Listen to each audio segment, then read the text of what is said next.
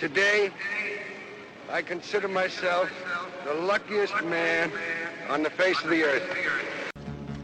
I'm bad, I'm pretty, and can't possibly be beat.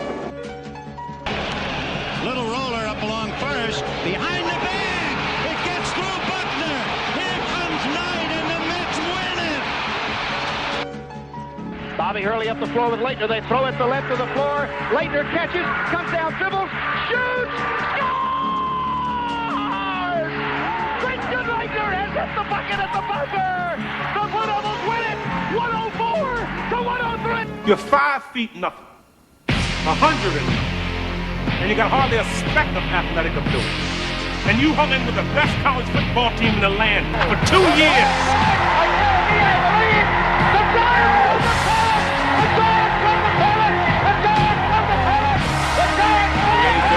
Leading by 3 as Boone hits it to deep left. That might send the Yankees to the World Series. But it ain't about how hard you hit. It's about how hard you can get hit and keep moving forward. How much you can take and keep moving forward. That's how winning is done. On this team, we fight for that inch. On this team, we tear ourselves and everyone else around us to pieces for that inch. We claw with our fingernails for that inch. Because we know when we add up all those inches, that's gonna make the fucking difference between winning and losing. Great moments are born from great opportunity. The American age, 55 seconds, but Mikhailov has the puck. Mikhailov sweeping in, out in front, backhander goes wide. I think Creighton got just a piece of it. If we played them 10 times, they might win 9. Petrov with it, the Americans on top, 4-3. Tonight, we stay with it. And we shut them down because we can. Tonight, we are the greatest hockey team. You've got 10 seconds. The countdown going on right now. Morrow up to Schultz. 5 seconds left in the game. Do you believe in miracles? Yes! Unbelievable. Hello, everyone, and welcome to the Sports Bar. Grab a stool, open a beer, and yes, day drinking is perfectly fine on our show. Sit back, relax, and listen to the show that is putting the FU back in fun. I am your host, Jason, and our other host, Jay Gill. You can feel free to contact us anytime on the show, Facebook, The Sports Bar, or email at jjsportsbarradio. And please feel free to follow us on Twitter at SportsBarRadio1. And this is an interactive show. Feel free to call in. Number is 727-597-4022. A lot of stuff going on in the sports world right now. Big thing right now, obviously, baseball playoffs. Yeah, we got baseball. We got game 3s going on in both the ALCS and the NLDS. Starting off today, I believe, with Cincinnati and San Francisco first in Cincinnati. Big matchup there. Homer Bailey on the hill for the Reds. Ryan Vogelsong for the Giants. Cincinnati up 2-0, looking for their first home playoff win in 17 years. Which is just insane. I didn't really realize how many times they've been swept since their last World Series win. No home playoff wins for a team like Cincinnati since 1990. It's a long time. And, you think back to the Nasty Boy days and all that, and they were a solid baseball team, but the last, this decade, really not much to talk about. No, and, now with Joey Votto and the such, definitely stepping up. It's going to be a big scene in Cincinnati at Great American Ballpark. Homer Bailey has not pitched there since he threw the no-hitter. Yeah, and what a great way to get welcome back after your last start there, a no-hitter, and now you're getting the first, home playoff game for Cincinnati in a while, and the fans will actually get to show their appreciation for Bailey's no-hitter, hopefully. That being said, he's 18-19 career at Great American Ballpark. Yeah, he's not exactly a solid pitcher there. Not exactly doing him any justice. Granted, that's a big home run ballpark too. Tough to pitch there. Yeah, it's not a pitcher's park, even with the weak National League hitting that you normally face. Now, Jason, how do you see this series going? I mean, I know we talked earlier, and obviously off the air, we both kind of think the Reds are the team that's going to come out of the NL. Yeah, we do. I've been talking for weeks, maybe even longer, about the Reds. I think this is the team to come out of the National League, despite all my friends back home that are on the Nationals bandwagon. No disrespect, but I think the Reds are a better baseball team. I honestly think they close out the series today. I just don't see this Giants team isn't hitting. Buster Posey's hitting 286 in the playoffs. No one else is really barely over the Mendoza line. Homer Bailey's going to be tough at home. The energy is going to be electric. I just don't see any way San Francisco wins this baseball game. The only way I can possibly see is if Bailey just gets a little tight with the nerves, pitching in front of the home crowd, wanting so bad to just get Cincinnati that elusive home playoff win we just talked about, and maybe he just tightens up, a little wild at the beginning, the adrenaline's rushing, and maybe San Fran can jump out to an early lead and hold on to it, but I don't see it happening. I think it's the Reds series. I think it's the Reds game tonight, and honestly, I think it's the Reds playoffs this whole way through. It is. They're the team, I think they're the team to beat. The Nationals look good. The Cardinals have the experience, but I think this is the team to beat. I think it's one of those things, I don't like to talk about destiny. I was going to bring up baseball gods later on. Do you believe in the baseball gods? Because apparently some people out there do not. Change of subject. We on Facebook. Sorry, I can't help but laugh. We have a little interaction on the Sports Bar Radio on Facebook from a good friend in Washington, D.C. My friend Jerry here says, in no uncertain terms, to what's that say there? To screw us. The Nats are coming out of the National League. We always love intellectual debates here on the show, and screw us is probably the smartest thing we're going to hear all day. That's really deep. That's deep. But sorry, I have to laugh at that. I do like the Nationals team, and we're going to talk about them a little bit later. I'll tell you right now, I think they're going to win, Game 3 in Washington. It's going to be a huge game. The city's going to be going crazy. We're not talking about them right now. We're talking about the Reds. Again, I think top to bottom, they're a complete baseball team. The bullpen was the problem. They brought in Jonathan Broxton to get to Aroldis Chapman, and they've been lights out pretty much since. Chapman, when he hits 100 on the gun, he's almost unhittable. He is. He's one of the best in the game, and the Reds had to get a little bit of scare in Game 1, obviously, in Guto. And you don't really know what's going to come about from that. Hopefully he ends up okay. Yeah, it looks like they said he might be ready for Game 4.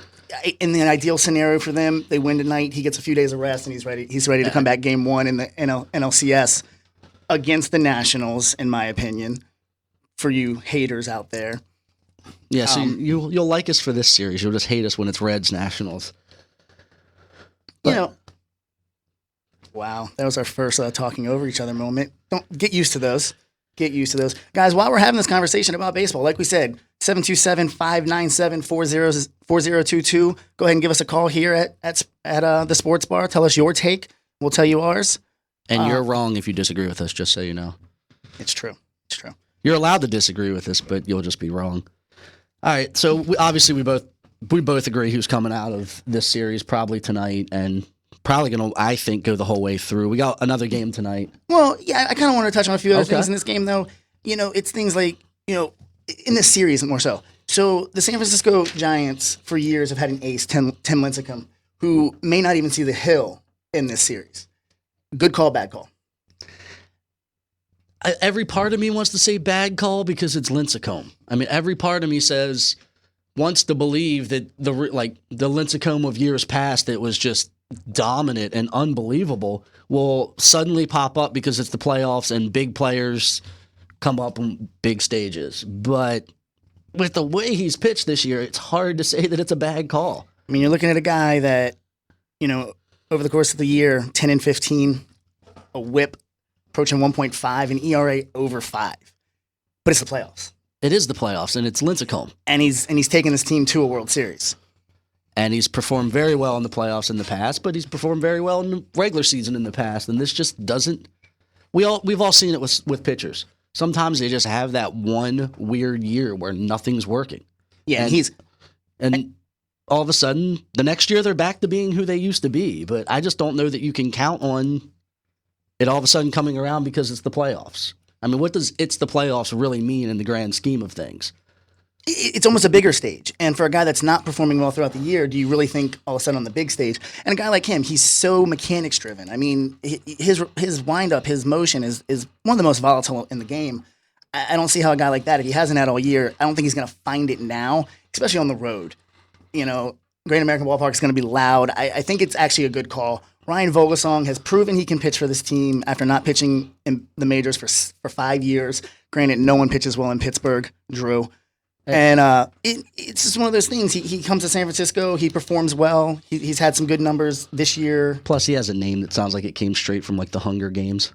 It does. It really does. And I think it has that killer instinct just because of that Yeah, how name. do you go against Vogelsong?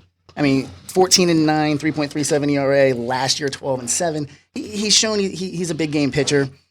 It's going to be an interesting matchup tonight. Game 4, they're actually going to go to Barry Zito. So we talk about there's where it's pitchers that don't perform. Yeah, and there's where it comes back to maybe Vogelsong's a good call instead of Lincecum, but is Zito? I mean, Game 4, obviously, I don't even think they're going to get there, but if they do, they're still fighting for their playoff lives. It's still, an elimination game, and Barry Zito? It intrigues me definitely that's your choice in a situation where he hasn't pitched great. However, 15-8 this year. What's his? Do you have his playoff stats there? I mean, I know they're not very impressive. I mean, he hasn't pitched in the playoffs since 2006 with Oakland. 7 career. Well, he's 4-3 with 3.25. Oh, I thought his ERA was worse than that, honestly, but nothing since 2006 when he was good. And pitching in Oakland, where you can throw gopher balls that are actually just going to be long fly balls everywhere. You can throw 420 foot out. Yeah. But so that's that. I definitely think Cincinnati's going to win tonight. I think that series is going to be over, so the Barry Zito talk is pretty relevant. Moving on to the late game tonight, a lot of interesting stuff going on. It's Detroit going to Oakland. Detroit's up 2-0 in the series. Justin Verlander throws a gem game 1. Game 2 is a little bit more contested. Detroit wins on a sac fly in the bottom of the 9th. Here we stand 2-0. Oakland being the hottest team in baseball going into the playoffs, and now their bats have gone pretty much ice cold. And is that did they run into a better baseball team, or are they just drained? Are they drained from that emotional series against Texas? I mean, fighting for your playoff lives there and being able to win 3 straight, but they look like a spent baseball team.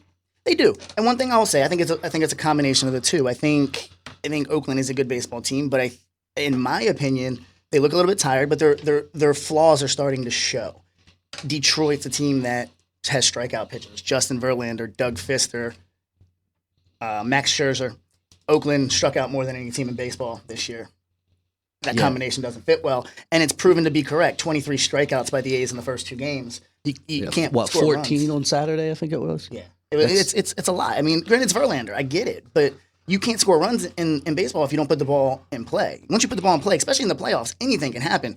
Look at the St. Louis. Look at the infield fly the other day. You put the ball in play, anything's going to happen. You mean the non-infield fly or the infield fly? It was ordinary effort. Oh yeah, very. It was ordinary effort. Yeah. Okay.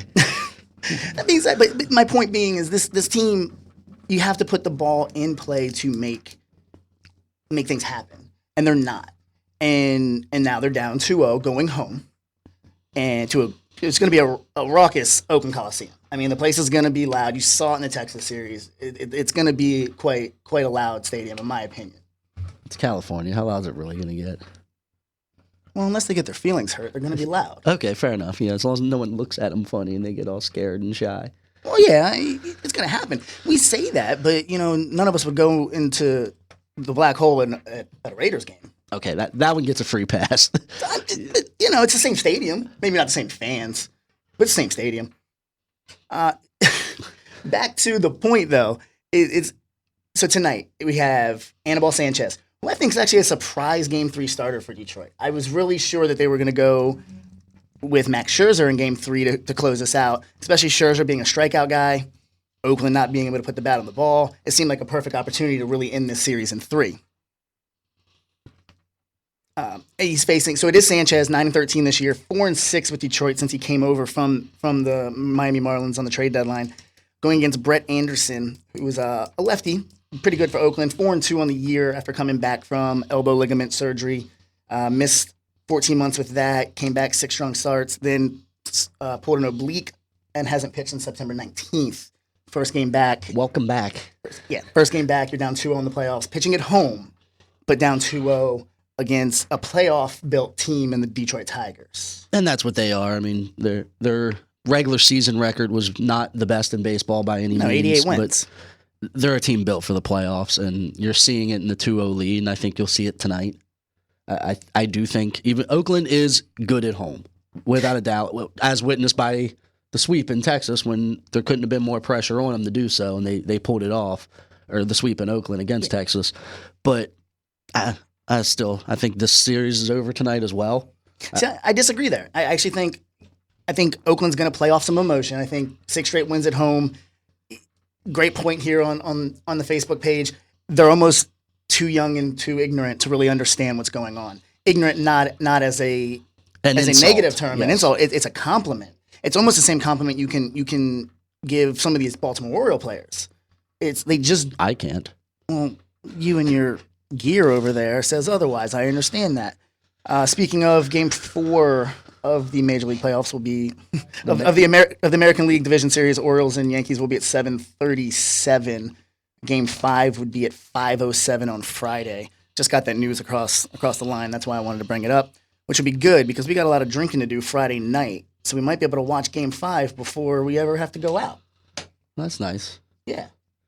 Because I won't remember it then. We'll pull off a Sunday like we did and fall asleep in the 8th inning. Yeah. You shouldn't admit that to anybody, but Yeah, we did. I know. So Brett Anderson at home. I think Oakland wins this game. I think Detroit wins in 4, but I think Oakland wins tonight. The emotion of coming home. This team just believes in themselves. They're going to find a way to put the bat on the ball. And again, it goes back to me thinking Sanchez was the wrong guy to start tonight. I think Scherzer shuts them down. But Anibal Sanchez is going to hit bats. He strikes guys out too, but they're going to get the bat on the ball, and anything can happen. Detroit's not a great fielding team. I mean, Miguel Cabrera, for everything he's worth, if you don't hit the ball right at him, it's a base hit. Even if you do hit the ball right at him, I think 50% of the time it's a base hit. It's true, and they're just not a good fielding team. Their corner outfielders are 2 of the worst. They hit the ball well, but they're 2 of the worst fielding corner outfielders in the game.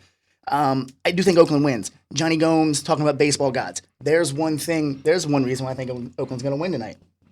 Al Albuquerque. Hold on. Did you just mention Johnny Gomes and a reason for winning all in the same sentence? I just want to get this straight. Johnny Gomes. Ask some of the girls in Tampa. They think they won when they met Johnny Gomes. Yeah, they think they won. They lost later. No, they the won. clinic. Yeah, exactly. No, but they won something. They went home with a prize. Yeah, they did. A prize that penicillin got rid of. Yeah, exactly. It's Johnny Gomes, but he did make a great point about baseball gods. And me playing the game for a very long time, I really think baseball gods play a factor. And I guarantee you if Al Albuquerque has to pitch in a pivotal moment in Game 3 tonight, something's going to happen in Oakland's favor. For those of you out there that might not know what we're referring to, Al Albuquerque is pitcher for Detroit that, while fielding the last out of the game, it was a slow grounder, we'll call it, hit back to him, and he picked up the ball and kissed the baseball before he threw it to first base to get the last out. People were making a big deal about it. Some people say it's not a big deal. Some say it is. Some say it was to try to show up Oakland. Detroit stances. He didn't mean it that way. He was just excited for the out, which is what I believe. But Johnny Gomes went on a little bit of I won't call it a rant, but saying that he believes in the baseball gods. Albuquerque obviously doesn't, and he thinks now they're going to come back and get theirs. And, it's one of those things. I've played the game a long time. I may have felt a little showed up had someone done that to me. I definitely would have felt showed up. I probably would have acknowledged the fact that he wasn't thinking about it while doing it, but that doesn't mean I wouldn't have felt showed up or slighted. Is it showed up or is it shown up? Yes. I agree. Okay. I'm just curious. Now let's move on. Okay, then. Thing is, it's the playoffs, so everything's going to be magnified. There wasn't 13 other games going on that day. Your game was the only game on TV. It's going to be made a big deal of. Jim Leyland said he talked to him. He expressed his apologies, didn't mean anything by it. Yoenis Cespedes basically said that if he hits a home run or gets a hard hit, he's going to kiss his bat. I'm okay with that. Yeah, well, except that's premeditated a little bit, and that is to show him up. It is, but at this point, you almost expect it. If you almost expect it. And again, it's a good point too. If this was the National League, you may see him get one in the ear hole if he had to, or a pitcher in general, if they had to come up. You're not going to do it in the American League because you're not going to necessarily hit a slugger to get to another slugger. But if you can resend the message without hurting your team, it may have been done. Fair enough. So that'll be an interesting thing to watch, especially if he comes in the game. I'm going to tell you right now, my prediction, if Cespedes gets a chance to face Albuquerque in the game tonight, he may hit a ball that lands in Albuquerque. Wah, wah, Wah, wah, wah. But it's true. I really do think that's going to be an issue. I mean, not an issue, but it could go the other way. Cespedes could be trying too hard. He could be trying too hard, and then all of a sudden, he's doing what they do best, which is miss. And they do that a lot. Yeah, they do. They do that a lot. And it's also a testament to this team. 112 home runs since the All-Star break, but they lead the league in strikeouts. They are a little bit one-dimensional at this point, and we've talked numerous times in our baseball discussions. One-dimensional baseball teams in the playoffs don't win. They don't win. You rely on the home run, and it's, again, what we'll talk about a little bit in the Orioles-Yankee series. When teams are one-dimensional and rely on the three-run homer to win games, you don't win games in the playoffs. You're facing ones and twos consistently. You're facing the best of the best in the bullpen. Pitching and small ball wins in the playoffs. It does. And then, not to flip, but you look at this Orioles-Yankee series. I think they finished 1-2 or 1-3 or 2-3, somewhere in there in home runs in the American League. You've had basically two pitchers' duels. We're going to take away the 5-run ninth inning. Up until that point, it's 2-2. Game 2 finishes 3-2. There's been one home run hit in this entire series. And yes, it was a game changer in Game 1. But that's the only home run. And I think both of these teams would struggle against Oakland or Detroit. I don't know, because again, we just talked about Oakland being one-dimensional, and I think, where both the Orioles and the Yankees have an advantage is they do have the ability to play small ball if they have to, as has been evidenced by these two games. They're doing the little things, right? Hitting the ball to the right side to get a runner over, things like that. And then the other factor I bring in is the coaches. Girardi and Showalter are going to coach those teams to win in the playoffs, regardless of if that's how they won in the regular season.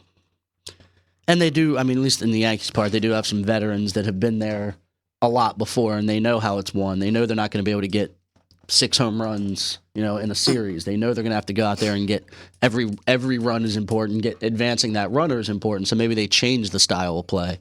But there's no doubt, small ball and pitching win in the playoffs. It's true. You look at, the National League. You look at the way those games are being played right now. You're seeing some small ball. You're seeing teams bunt runners over. You're seeing this kid Cosma go from first to third on a sacrifice bunt. That to me was a defining play in the game for the Cardinals yesterday.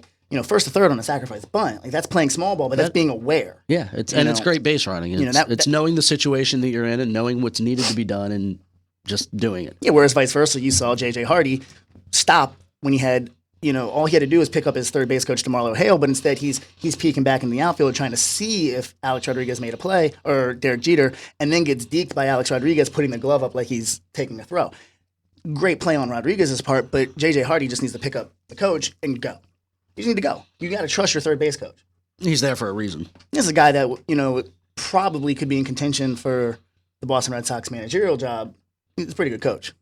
Yeah, but that's not third base coach. That's way tougher.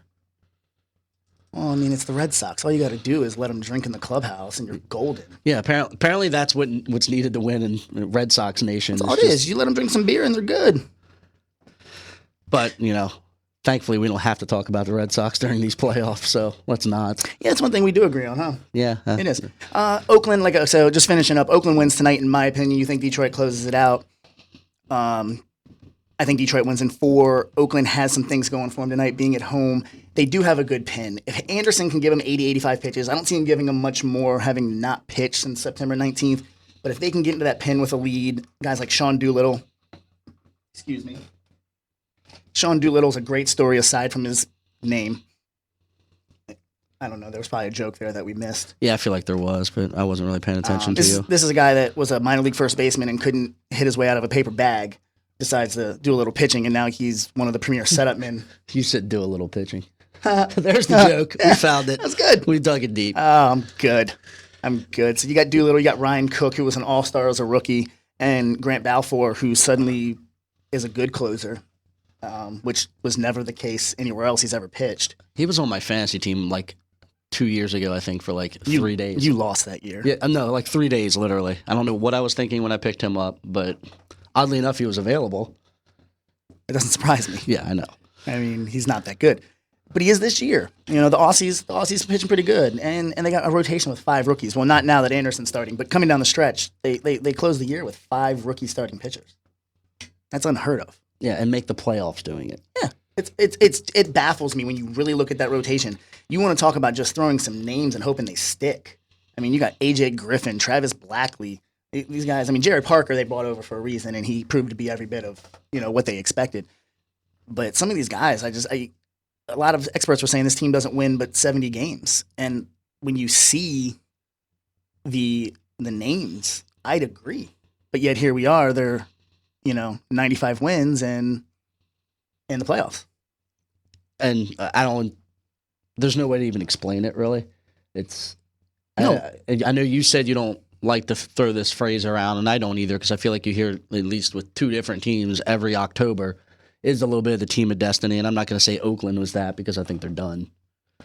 And all, I mean, I know you think they're going to win tonight, but for the most part, they're done. But just the fact that they got here, I know they're pros and they can't hang their hat on, oh, well, we made it and that's good enough for us, but it really should be. I mean, the fact that they made it here is a huge accomplishment, and I agree. And I want to think that, this is a team just like we talked about the Orioles, and I'll talk about them more a little bit later.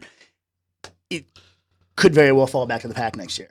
It very well could. And we've had this conversation off the air before, especially about the Orioles, not quite as much about Oakland, but they fall into that same framework of, did they produce and win a little bit more than what they probably should with the lineup they have? It looks that way. I'm not going to say definite, but it looks that way. Unless they add a few more pieces, I could see this being a team that falls back to middle of the pack.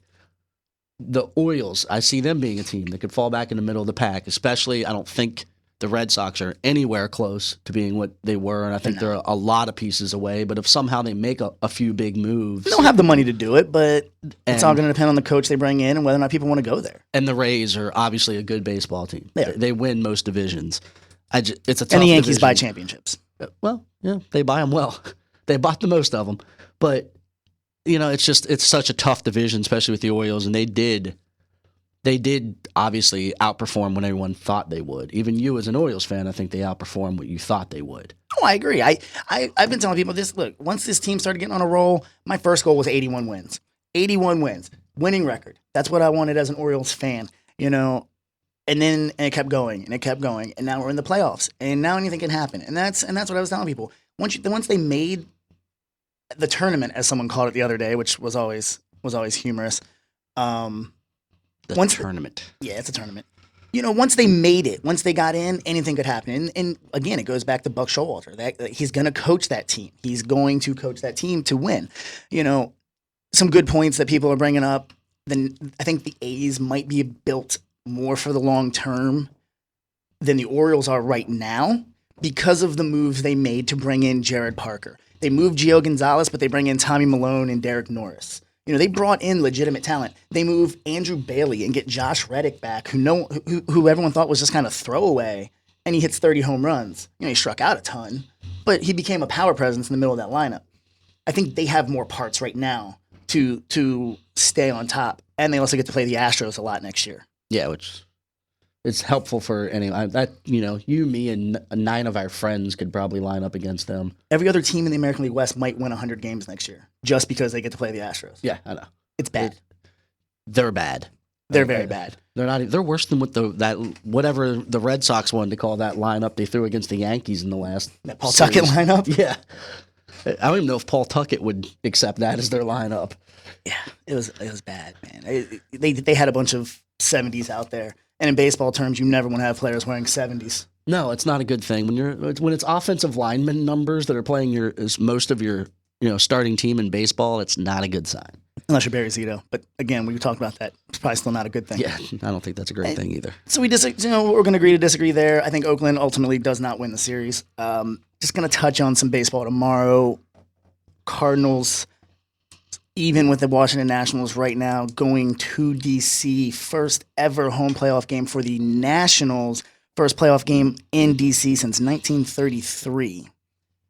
I'm pretty sure there's going to be very few people in those stands that were at the last playoff game. Yeah, I think that's a pretty safe bet. If they are, they deserve an award. What award would you give them? I'd let them throw out the first pitch. Give them a little, lifetime supply of Depends and a quick episode of Murder, She Wrote, then back to bed. And then I'd humor myself by letting them throw out the first pitch because they'd have to roll it. Fair enough. T-ball first pitch. Yeah. It's going to be... I don't know how the series is going to go, and I think the Nationals are going to win tomorrow night. Again, I'm going right back to that crowd. That's turning into a very good baseball town.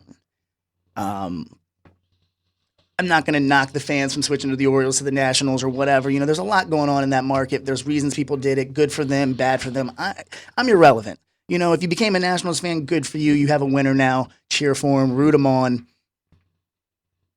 That's exciting for them. Edwin Jackson going against his former team, the Cardinals, against Chris Carpenter. Should be interesting. Edwin Jackson has the playoff experience. Carpenter 9-2 with a 3.05 ERA in the postseason. Carlos Beltran 13 home runs in 25 career playoff games. They have the experience on their side. These Nationals, they're a good baseball team. They are. And again, kind of a team that in some people's eyes came from out of nowhere. I don't really think so. I think they've been slowly building this for a little while now, and they're a team that I don't think is going to fall back to the middle of the pack. They won't, and they drafted. This team drafted so well for so many years. Yeah, it takes, it helps when you suck and you get the draft high, but you still have to make the right pick. Yeah, you do. And how especially in baseball, how often do you see that pick just get missed? Exactly, and this team hasn't missed. Yeah, more likely. Throw the Yankees in there, but look how many teams missed on a guy like Andy Pettitte. Oh, and just for every great story there is of a Pettitte that gets picked in the 26th round as a throwaway pick, and now he's the most winningest pitcher in postseason history. I'll give you. There's the flip side to that of the first 10 picks more often than not are misses. Oh, they are. And I'll give you a guy that's more relevant. Mike Trout went 25.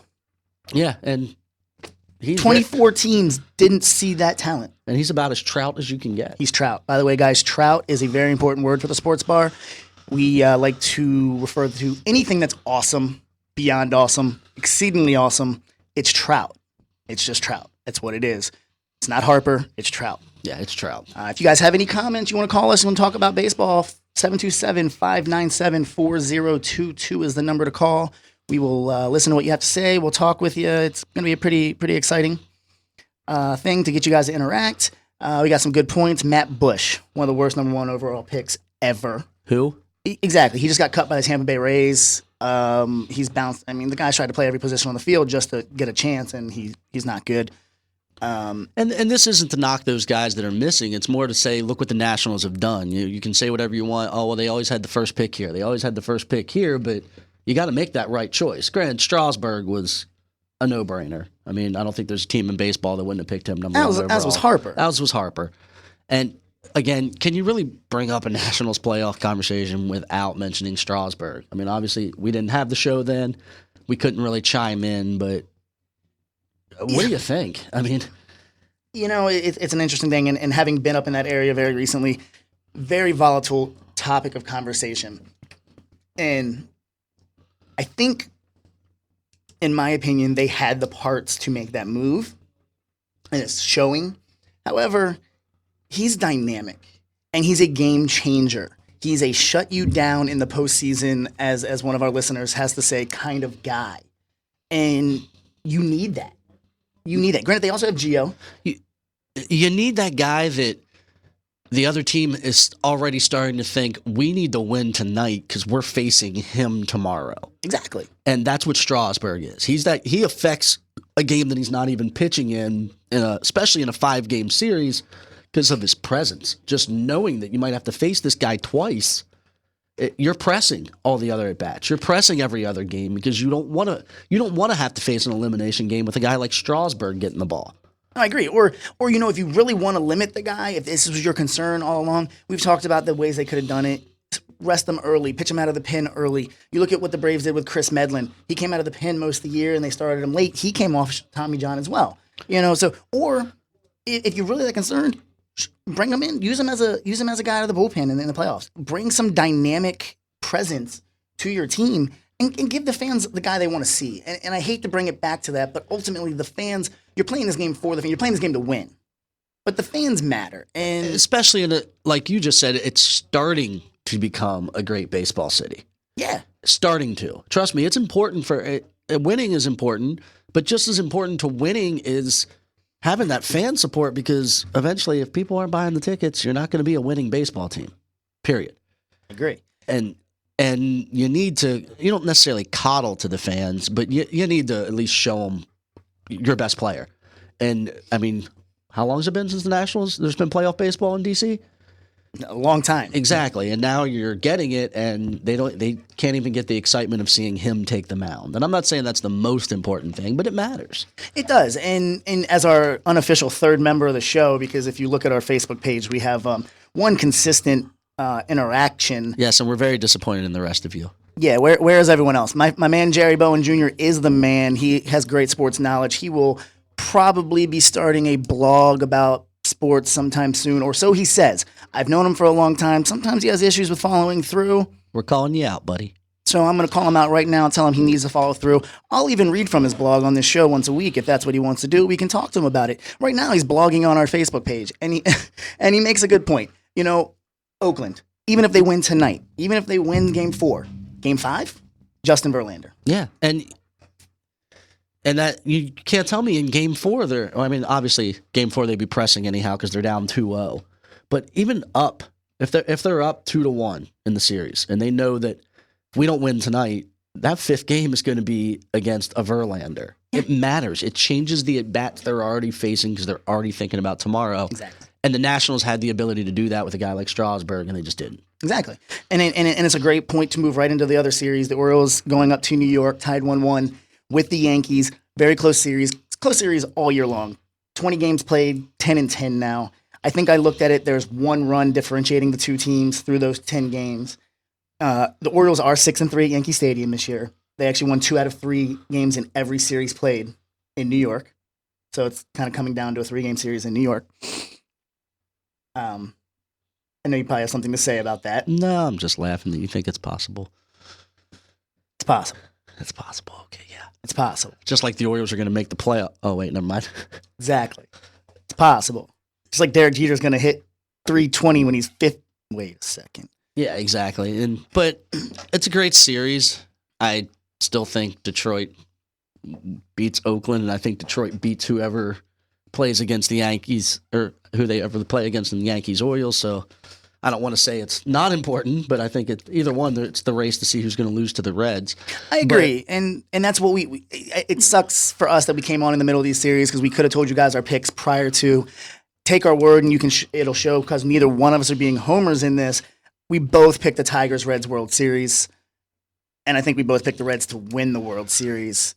And I haven't seen anything since I've said that and since you've said that makes me change my mind. But that doesn't mean we can't talk about Yankees-Orioles because there's a little dynamic here at the sports bar that some of our new people that don't know us won't know. But it's one of the first times where October baseball's mattered between Jay Gill and I because – well, the Orioles are actually relevant. The Yankees have always been relevant, whether they buy them or don't buy them, whatever your take is on that. I actually don't think that, though. I made that joke for the fans out there, but I've always been of the theory that, they do bring in talent. They buy a lot of talent.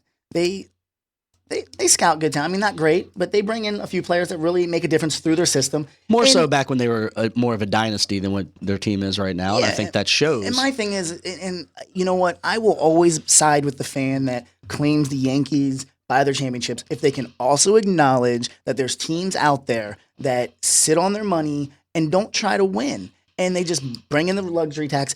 Why, as a fan, are you not mad at the Houston Astros or the Pittsburgh Pirates for just sitting on that money the Yankees hand them every year because they're over the luxury tax and not going out and using that money? Maybe you're not going to use that money to go lure Josh Hamilton or Miguel Cabrera or whoever it's going to be, but you can use that money to put into your scouting program. You can develop your team in a different fashion, and these teams aren't choosing to. No, they're sitting on that money and then blaming the Yankees for winning.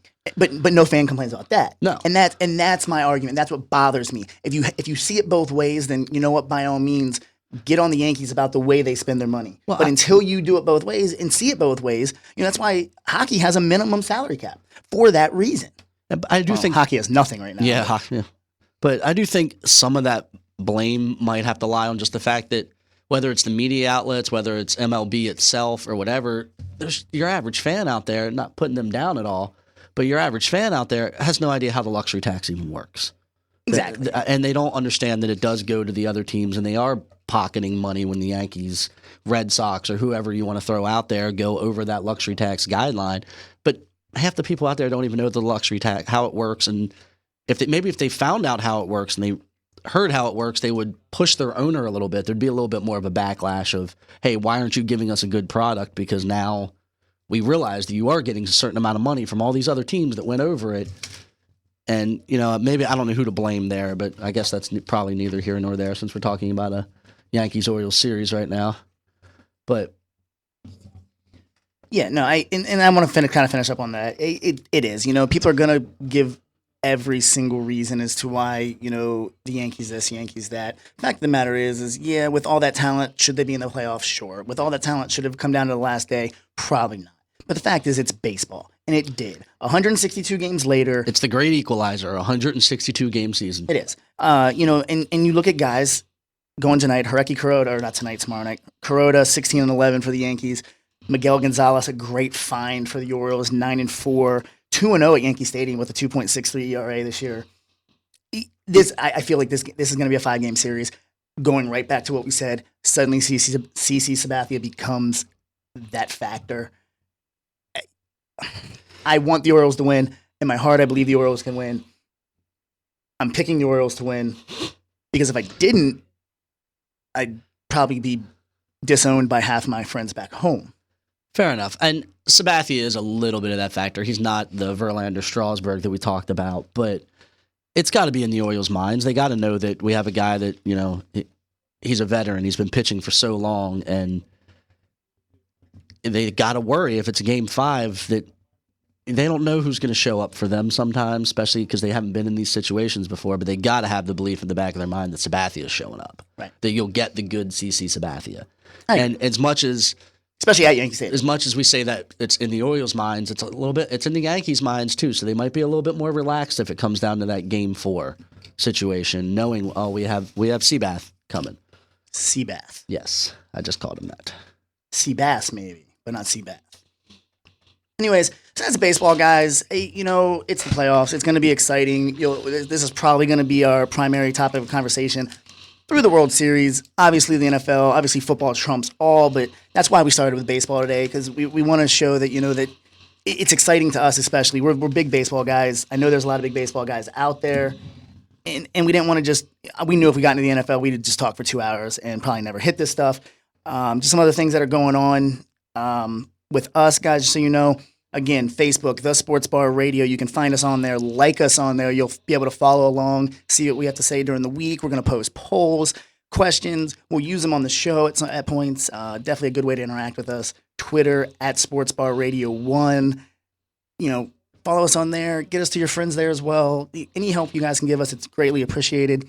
Phone number 727-597-4022. Just a lot of things going on like that. And one thing I wanted to touch on before we continued into some other topics, we are a new show. We are looking for a little bit of help. If there's any people out there that have companies that want to advertise, they want to sponsor us, please get in contact with us at jjsportsbarradio@gmail.com. We'd greatly appreciate that. And also logos. We've talked to a few people about logo, maybe some logo design. We have some ideas. We can pitch them to people. We can do that. But if anyone has any suggestions about logos, I'd greatly appreciate it.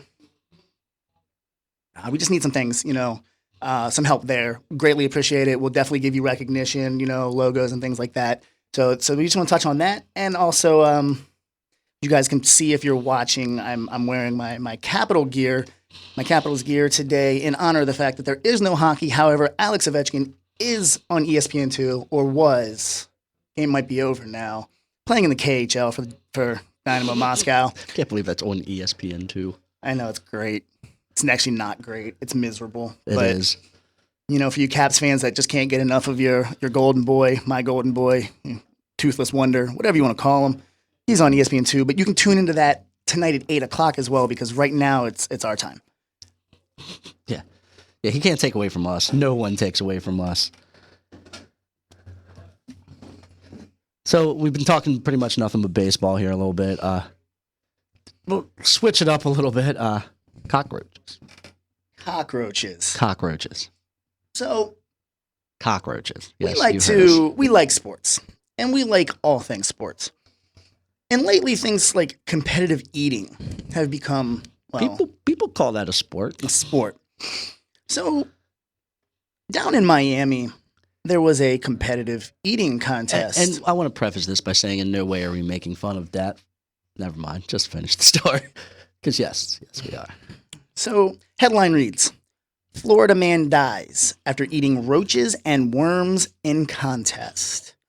So Edward Archibald, 32 years old, beat out several other contestants who competed for the exotic reptile of, let me backtrack. The winner won a python. No money, no real prize. A python. A python. And this guy didn't even want the python. He was giving it to a friend that gave him a ride. Yeah. Big shock he wasn't driving. So he beat out several other contestants in this worm and roach eating contest. Fell ill soon after the contest ended, collapsed in front of the store, taken to a hospital where he was pronounced dead. I'm not going to get into the details of the story because there's really not much more to talk about. Why? I don't know. Like, what was the store even thinking? Who had that brilliant marketing scheme of, hey, let's just get a bunch of dudes together and see who'll eat the most roaches? What will we give them, Bobby? I don't know, maybe a snake? Like, what? How does that work? Wait a second. I don't know why King of the Hill became characters in this whole episode. What I was wondering. I could see it on King of the Hill, but it doesn't make sense to me. Competitive eating doesn't make sense to me. Well, no, just in general, but at least hot dogs are better than roaches. I mean, yes. Protein is good. Protein's very good. You know what? I don't know the nutritional content of a roach, so I can't say that there's not protein there. I've never really looked it up. They don't come with ingredients like on their back or anything. But roaches. Yeah. And the article goes on to say that while no one else fell ill, people can have allergies to cockroaches. Who found this out? When? When did we decide that people can have allergies to cockroaches? And why? You're the why guy. I don't know. I don't know when that testing became available. I don't know if doctors, when you go in for like allergy testing, if they just like back in the old days, maybe someone accidentally didn't use a leech, they stuck a roach on someone and they were allergic to it. I don't know, but I feel like we've hit roaches for a little bit too long. Yeah, they've never died. I bet they're still alive. I bet they're alive in his stomach and he's dead. So another proud story for our Florida people. Yeah, what is it with Florida right now? So you NFL fans, we're going to get into the NFL a little bit later. But if you're a fan, you obviously know some of the things that have been going on down here in Tampa with Greg Schiano and his tactics at the end of games when other teams are in the victory formation. He's been known to be kind of a bully, that tough-nosed, in-your-face kind of attitude. Apparently he had that reputation at Rutgers. He still has that reputation in Tampa. And apparently it's a hereditary trait. It is. Or a lack of fatherly control. Maybe you should... Whatever. The Schiano house has to have great family values. What are you talking about? I mean, the guy coached at Miami before Rutgers. Fit in well. They wanted him back in Miami. I know. Why wouldn't you? It's Miami. They would have been the convicts again. They would have, and that's probably what he was shooting for. But so anyways, Greg Schiano's son, Joe Schiano, is a linebacker at Berkeley Prep in Tampa. Don't know if he's good or not. He was on the field, obviously, because if not, this wouldn't have happened. But he's now been suspended for 6 weeks, which is effectively the rest of the regular season for the Florida High School Athletic Association. And the reason he's suspended is because he cursed at a ref. Cursed. He said a curse word on a football field. And got suspended for the year. Who are these athletic directors at this area? I don't know. Because Mother Teresa and Gandhi are now running the football programs down in, South Florida? Apparently. And Tim Tebow. Apparently. How do you get suspended for cursing? I know it's high school, but it's cursing. I cursed in class and I got sent to the principal's office for half a class. Exactly. You had like staple papers and kind of. And I didn't even have a real reason for doing it. I was in the middle of class. He was on a football field. Exactly. Now, again, I don't know the details. I don't know if he shoved the ref, pushed the ref, didn't back down, whatever. But the point is, this is a football field. And I'm not condoning this barbaric behavior that people maybe think it's like. But the fact is, if we all, any of us believe that there's not profanity going around all over that football field, even at the high school level, then maybe it is Tebow time for you or something, because it doesn't make sense to me. And again, I don't know if this is going to be a big detriment to Berkeley Prep or not. I don't know his abilities on the field. Just funny to me. Like, how's that happen? I have no, again, I think it's Gandhi, Mother Teresa, and Tebow, that triangle. The we are perfect triangle. Yeah, definitely. Any other news? No, you know what? I think we're going to maybe take a quick break. We'll take a quick break, guys. We're going to come back with a little college football, kind of some contender and pretender, and some NFL. Maybe take some phone calls after that when we get back from break. And again, feel free to contact us at 727-597-4022. We will be right back.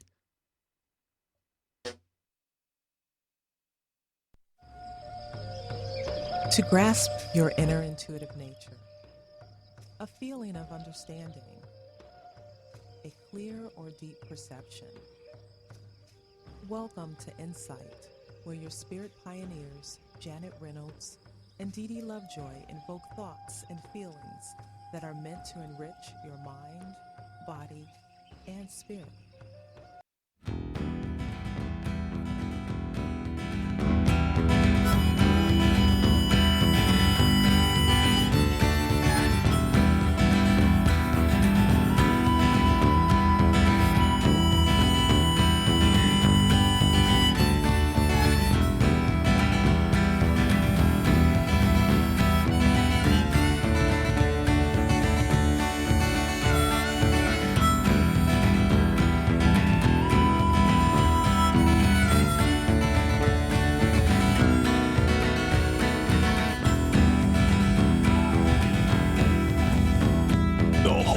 I ride is powerful indeed. A gallant and majestic steed, never flinching at the cannon blast. Together we ride to the last. Oh, the horse I ride with my family. Together we ride as our own cavalry.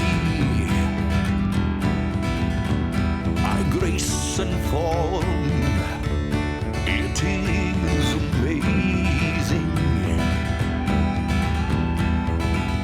Over trenches, rifles blazing.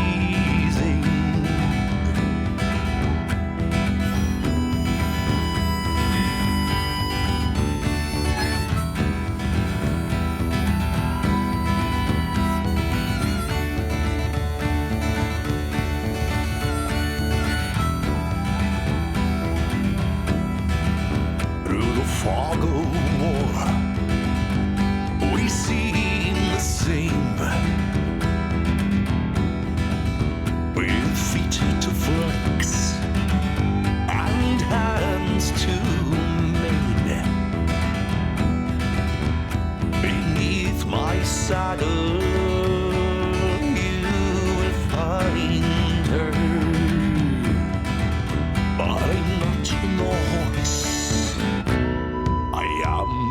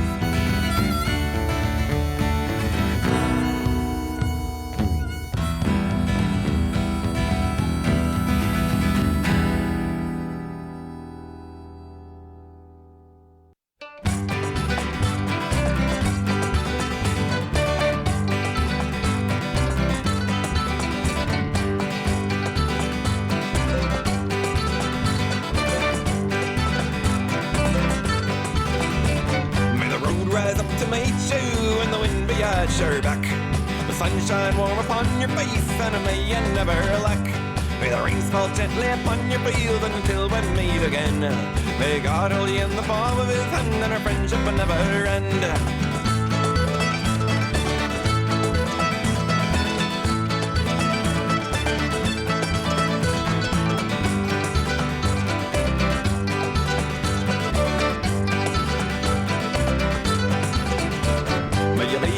Misfortune and rich in blessings too. A hot brew tea beside the fire and your family next to you. And always remember to forget the troubles that passed away, but never forget to remember the blessings of each new day.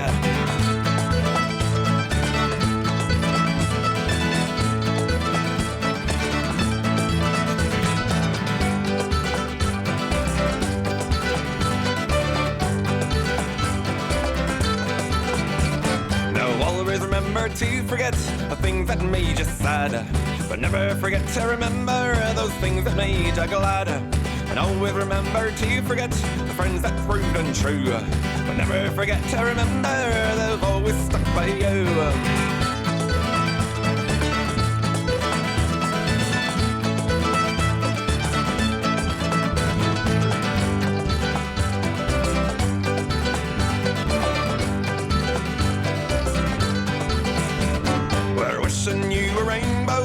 Sunshine after showers, miles and miles of Irish smiles, the happy golden hours. A shamrock at your doorway and a luck and laughter too. A host of friends that never end each day your whole life through.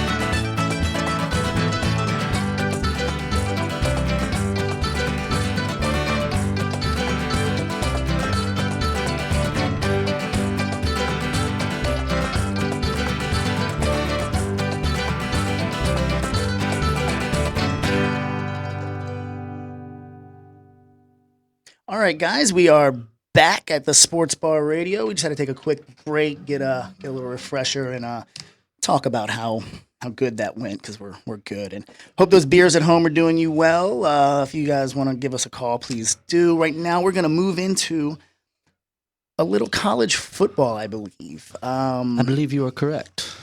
Yeah, we got a lot going on in the world of college football. You know, we're getting to about the halfway point. Some teams are really starting to show their worth, show kind of where they are at in the standings and the rankings. This is about the time of year where the rankings actually finally start to matter. And we just kind of had our first real big weekend. We did. Lots of big games. And, some games muddled the playing field a little bit and some cleared it up a little bit. But we're here to clear it up for you completely. We are going to clear it up even more. So we got some things going on. Like I said, I'm of the belief, I've gotten to the point in my time enjoying the game of college football that I don't think any poll should come out till about week 6 anyways. I think up until that point, you just have no idea. It's total guesswork at that point. It is. It's one of those things where you're kind of hoping you got it right. The pollsters are just kind of... Well, and as evidence, I hate to use these guys, for anyone that knows me, but I hate to use these guys as a negative call on this, but as evidence, look at Oklahoma for the last 2 years. Exactly. I mean, those preseason polls came out. Some had them 1, but they were a consensus top 5 at least. Both years, as soon as the game started being played, it was kind of clear that they are not top 5. I agree. And not to knock Oklahoma, but more just saying, prove your point of why do you even have these polls? Until a certain point of the season, why do they even exist? They're more just so we can rank them and talk about them, basically. I agree. And that's just it. And then you get to this point, Alabama's 1, Oregon's 2. I think right now they've kind of proven themselves to be probably the best two teams in college football. Oregon has not faced quite the talent, but I've seen some things with them where I think their defense is, in my opinion, markedly improved.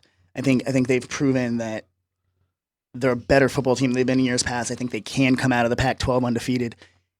again, this is only time I worry about them is when they run into another defense with speed. Yeah. They tend to be able to just blow by everyone. And it seems like every year they run into that one team that they might not be able to match them speed for speed, but they're at least comparable. And then all of a sudden that offense looks confused. I agree. And so on that note, we've come up with a list of teams this week. We're going to skip Alabama and Oregon because, like I just said, I think we both agree that right now they are the best two teams in college football until proven otherwise. So we're gonna hit some of the other undefeated teams that are left out there. Just give you our take: contender or pretender. Let me let you know that it's right off the bat. Contender means they have a chance. I could see them in the national championship game. It doesn't mean they're gonna be there. Pretender to me is a team that we necessarily think that they're. If we had to pick teams, that they would be one of the ones we would pick. But Exactly. It means they have a shot. They have a legit shot. Exactly. A pretender to me is a team that's just kind of, they're playing, they're playing good football, but they're playing above their heads. There's a reason they're undefeated, but it's not necessarily because they're they're a good football team. So Or a top-notch football team, at least. On that note, I mean, there's one team in that's going to come in a little bit later that I kind of want to throw a curveball to people with. But so one of the first teams that comes up, I'm actually going to go a little bit out of order here. I'm not going to necessarily go right down the rankings, but it's a team. He's trying to confuse me. It's a team that I hold near and dear to my heart, and Kansas State. I love the color purple, man. I just love the color purple. It's the Notre Dame Fighting Irish. I'm going to get a lot of flack. I've gotten it for years. I have great conversations with friends about this team, and I take every bit of it with a grain of salt because I know my friends are college football fans, and that's what you do. If you don't talk trash with your fellow friends and their teams, then what's the point? Then you're from California. Yes. Unless you go to Stanford, they seem to buck the trend. There are some trash talkers out there. So with me, actually I'm going to do the first. So Notre Dame, I'm going to give you a little background on them, and then Jason here is going to give you his take on Notre Dame football, contender or pretender. Notre Dame currently is ranked 7th in the country. They are only giving up 7.8 points a game. The defense, definitely the strong point of this team.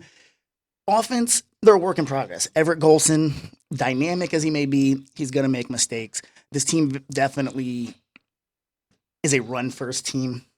And Sierra Wood, George Atkinson III, Theo Riddick, definitely the dynamic players on offense. You're starting to see the receivers come around. DeVaris Daniels is, to me, going to be a great player. That may be a homer call because he is the son of former Redskin Philip Daniels. Great guy. It's like great kid. It's like double homer. It's super homer right there.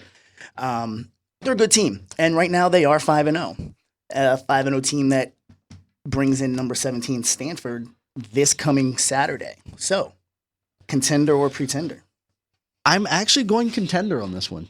I do believe it. I mean, I got one reason why contender. Manti Te'o. The guy is an absolute monster. He's unbelievable. And just that defense in general, I think it's the old adage of the NFL, which is not really proven true with the NFL these days, but it is with college football, is defense does win championships. And what's it, 11 quarters? 12 now. 3 full games. 3 full games that they went without allowing a touchdown. That's, no matter who you're playing, that's unbelievable. And, I mean, good wins so far. Michigan State. Michigan State game, I don't think Michigan State is a great football team, but they are a good one, and Notre Dame dominated that game. And the big thing there is they went into East Lansing. That's important. I mean, I believe they're a contender as well. Again, they if got I said the anything coaching. Otherwise, I'd be coming across as an idiot. And Te'o is a major factor. I mean, there's a Heisman campaign going on for a middle linebacker right now. That just doesn't happen. And I hate that. This team actually had a lot of question marks on defense coming in. Their secondary is young. They're starting a guy in Kavari Russell who was a true freshman, first true freshman to ever start at cornerback for Notre Dame. And they brought him in as a wide receiver. The only reason he's playing cornerback is because Darren Walls got hurt. Or not Darren Walls, I take that back. I'd have to look that up. I'm not going to lie. I'm drawing a blank. But one of their starter got hurt. Professional, real professional. Who said this is a professional? Well, it is. But Te'o, and then, we talked about baseball gods. We talk about this. We talk about so many things. Sports is definitely a game of they're all your athleticism. You have to be good. You have to be fast. You have to be strong. You have to be smart. And sometimes you just have to have a little bit on your side. And Manti Te'o lost his grandmother and his girlfriend in the same week. They both passed away. It's almost, I hate to say it. Are you trying to develop your first sports bar cry? Like Maybe. on air crying? Maybe. But no, I mean, they got some big games coming up, though. And They do. with that being said, they don't necessarily have to win all of these in order to prove that we were right when we say contenders. Like I said, this isn't necessarily the team we're picking for the national championship, but they are a contender. They're for real. Jared say that after win them all. Trust me. Well, and they have to win them all to make it to the national championship, but not to validate us because we're always right. But like you said, Stanford coming up, huge game. Before mentioned, I think the team's a little overrated, but they are up to number 13 in the country now, Oklahoma. They have Oklahoma coming up. At Oklahoma. Norman's never an easy place to play.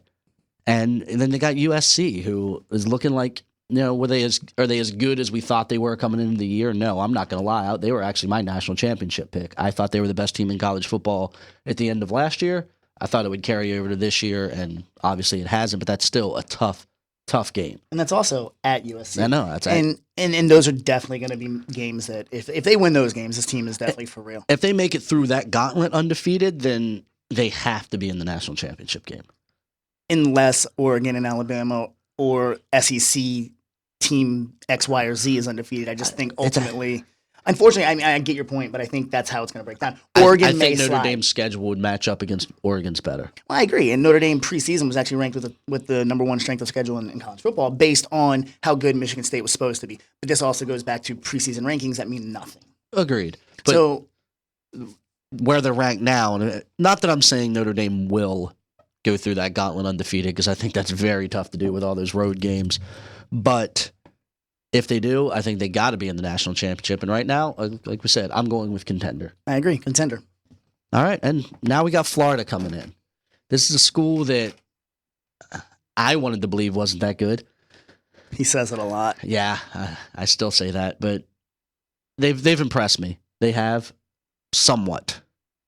They're better than I thought they would be.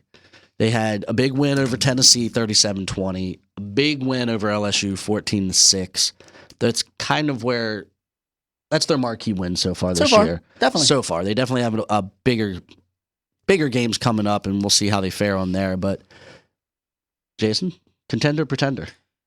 Florida Gators. So this team to me made a lot of personnel moves. You know, they brought in Muschamp as the head coach. They brought in Brent Pease from Boise State to run the offense, and it's made a difference. This team, in more so than anything, I didn't even bring it up, but more so than anything, this team is playing defense, and that's how you win in the SEC. You play defense. You can score till the lights go out in the stadium, but if you can't play defense, you don't win in the SEC. If you're scoring after the lights go out, then you're definitely a contender. Well, that's true. That's very, very true. And Tim Tebow probably did that a lot more than he's willing to admit. Yeah. That's the last Tim Tebow joke of the day, I promise. This team plays defense. We just talked about Notre Dame only giving up 7.8 points a game. Florida, 11.4. Not much worse. And that's playing, I'll say, two SEC teams. Kentucky doesn't count. So that's good. They're 5-0. Right now, top of the SEC East. So far, we're never getting any listeners from California or Kentucky. Just so you know, with everything we've said about them. That was your first Kentucky joke. People in Kentucky have computers? No, so I guess we're pretty safe there. Exactly. All right, so Vanderbilt this week, that's a win. Then they get South Carolina and Georgia. That's where the schedule gets tough for those guys. And it's going to be their make or break. Both games are at home. Definitely favors them with those teams coming into the swamp. I think this team's a contender. I do. I think this team proved that they can play defense with anyone in the country. They're flying all over the field on the defensive side of the ball. Who did they prove that against? I think LSU. Have you watched that offense recently? It's bad. In my opinion, I don't think they've proven this against any one team. I think they've proven it based on the personnel.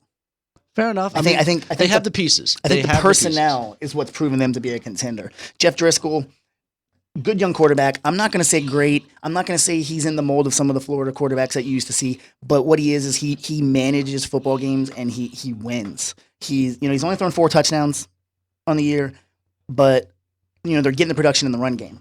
So you don't necessarily need to throw for a bunch of touchdowns when you have the run game working the way it is. And then you go back to the defense. When you're only giving up 11 points a game, granted, a shutout of Kentucky, but when you're only giving up 11 points a game, you don't have to score a lot to win. And I think this team can keep teams to a low point total where Jeff Driscoll can lead them to victories. It's my opinion. I think they're going to be a contender. I think it's make or break 2-week stretch with South Carolina and Georgia. But if they win both those games, I think they go undefeated. I think they beat Florida State and they go into the SEC championship game. And then who knows what happens there? They beat Florida State. I will agree with you on that point. I'm going pretender. And maybe it's not in the vein that we wanted this, segment to go, but I can't see them winning against South Carolina.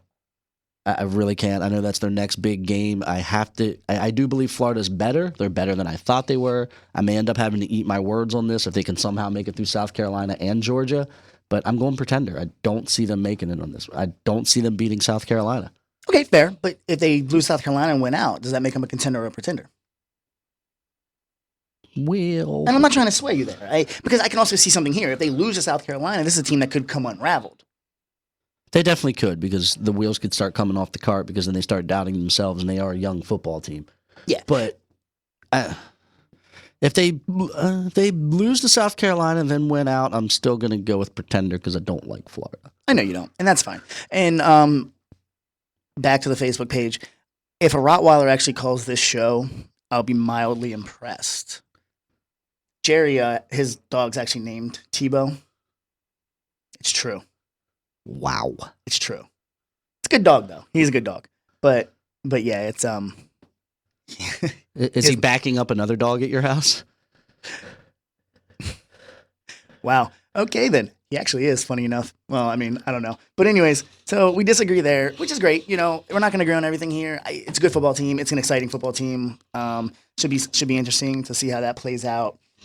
Moving on to a team that we talked about scoring till the lights go out. West Virginia. So this team just moved to the Big 12. That's not really the Big 12. Yeah, don't even go into the confusing math that is that. It's really confusing out there in those states. But this team, here we go again. They are 5-0, 2-0 in the Big 12, 2-0 in their first 2 ever Big 12 games.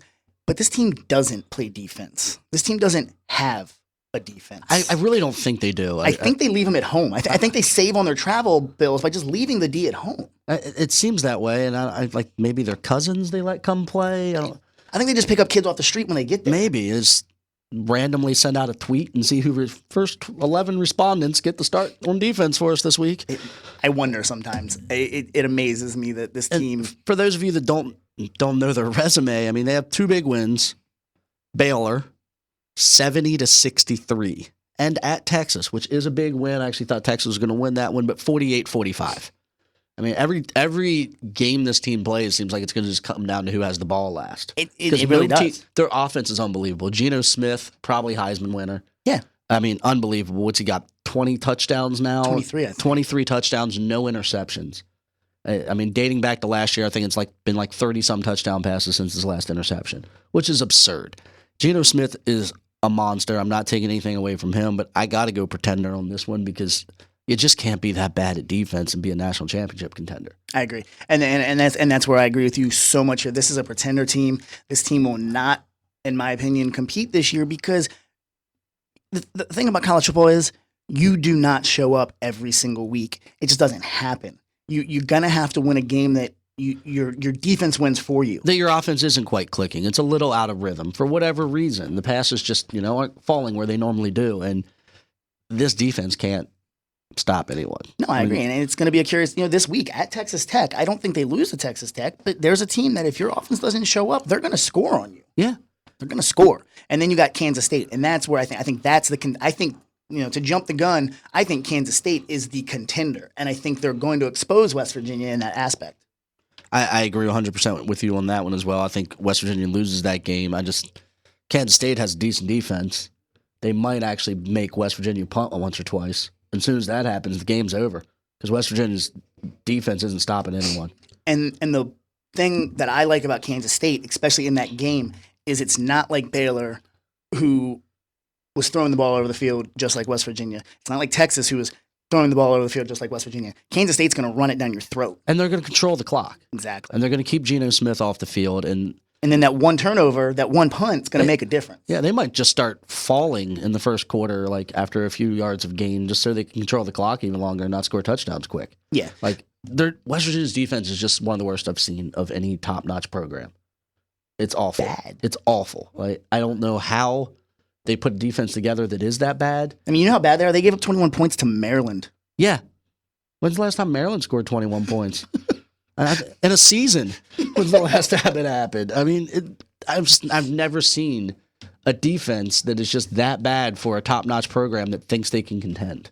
Yeah, and that's what they're going to have to improve. You know, that team, I think, has the talent. They're going to have the long-term talent, I think, to compete in the Big 12, but not without a defense. Now, granted, the Big 12 has been notoriously known for, you know, these shootout games, you know, with Texas Tech and Oklahoma State in the conference, but you still need to play defense, and this team doesn't.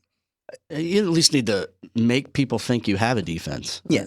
Which, on that note, we're talking about Kansas State. This team's 6th in the country, also 5-0. Big wins so far over Oklahoma at Norman, 24-19 is probably the signature win. I would have said the way they decimated Miami 52-13, but Miami's quickly proven themselves to be a very young and not good football team. The good news for Miami is they actually scored more points than what they had people in the stands for most of their games. Oh, my goodness. Have you seen that? It's awful. I thought Miami was like, I thought people cared about that football program. It's like the only thing in Miami people do care about. Yeah, and it's and no one's there. No, there was like 8 people. It was, that's my best word. Dude held up a high mom sign. Even his mom was upset he was there. She was embarrassed. I know. It's unreal. So that Miami team's not that good. But this Kansas State does have a road coming ahead of them. They got West Virginia at West Virginia. They got an Iowa State team that just beat TCU. However, TCU without Casey Pahal, well, his own fault for not being there. You can't drink a lot and expect to not get caught unless you're, well, at a bar. Yeah. That didn't make any sense. No, I was wondering where you were going with that, but at least you caught yourself out on it. So anyways, and then they close the year with Texas, which I think that could be a very important game in the Big 12. You know, Kansas State versus Texas to close the year. It's going to be a very big game in the Big 12. That's a weird sentence. But I say Kansas State's contender. We pretty much already kind of hit the head on this one that we both agree. Big win against Oklahoma. Maybe I'm being a homer by saying it was a big win when my team lost, but it was a big win for Kansas State's program in general. Yeah. I think they beat West Virginia definitely. Texas, it's going to be a tough game, and I would say Kansas State's the better team that's probably going to pull that out, and that automatically makes them a contender for the national championship. I agree. Just a few more things on college football before we get into some other stuff, the NFL, some news and notes of just random fun. There's just a couple. One more team I really want to talk about that in this segment, contender or pretender. It's going to stray a little bit from the point we're talking to, but it's a team that I want to talk about just because you always like to throw a team like this in there. Louisiana Tech is currently ranked 23rd in the country. They're 5-0. This team is 3rd in the nation in points per game at 53 points a game. BCS Buster. And that's what I think. And that's where I'm going with this. They play in a weak whack, a very weak whack. Weak whack. I feel like that should be a Kanye song or something. Probably is. You know, they're not stopping anybody either. So we talk about this West Virginia team. They're giving up 35 points a game themselves. The difference here is this team closes their season with Idaho, New Mexico State, UTSA. I don't. What? They're playing. Are they playing the people from the airport? Maybe. That's actually West Virginia's defense. Yeah, it's got to be. You know, Texas State. That game's on the Longhorn Network, which shows you how important it is. Utah State and San Jose State. Really, the only game that matters down the road is, you know, they got Texas A&M next week, this coming Saturday. It was actually a game that was postponed because of a hurricane. Yeah, it's supposed to be the first game of the season. Which could have changed the dynamic of this whole conversation. We might not be having this conversation if that game gets played, but now this team has some wins under their belt. Again, they're not the signature wins we talked about with Florida and these other teams, but to go to Illinois and beat Illinois 52-24, to go to Virginia and beat Virginia 44-38. You know, this team's putting points on the board against division, you know, power conference teams. Maybe not the best of the best in those power conferences, but they're doing it. If they can beat Texas A&M, which I'm calling right now, they beat Texas A&M at home to go to 6-0, and then they're going to run the table up until Utah State, November 17th. Going to be the big game. That game's going to decide the WAC. Chucky Keaton at Utah State. I just wanted to say the name. I know. It was a good name. Against this team's going to be good. Here's our ultimate matchup. In the BCS game. Sorry about that. Sorry. Would be probably the Big East winner. No. Put them on the field against West Virginia, like Jerry says here. What do you think that score would be?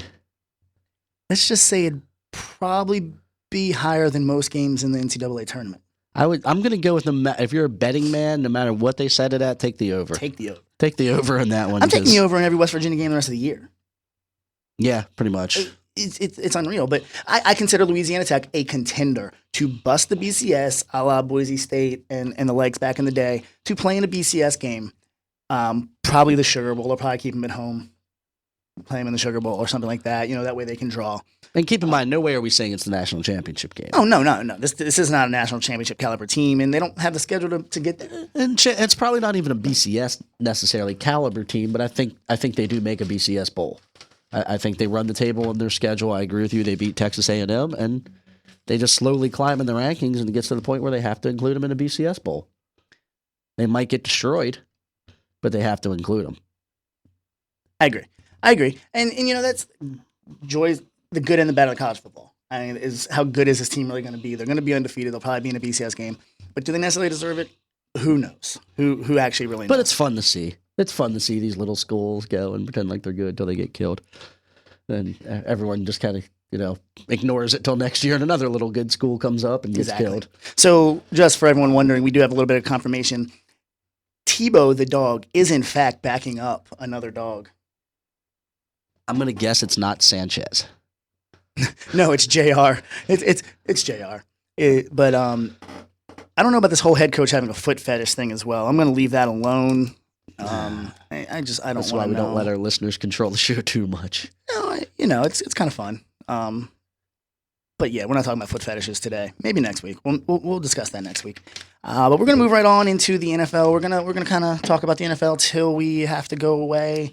Guys, give us a call if you want to talk about it. 727-597-4022. The Facebook page is very active. Obviously, Twitter's kind of popping up around here and there as well. We got a good follow from OKC Thunder Nation. I don't really care about the NBA, but thank you. I appreciate that. We care about the NBA. We're a sports show. All right, we care about college basketball, really, and the NBA is like, it's okay.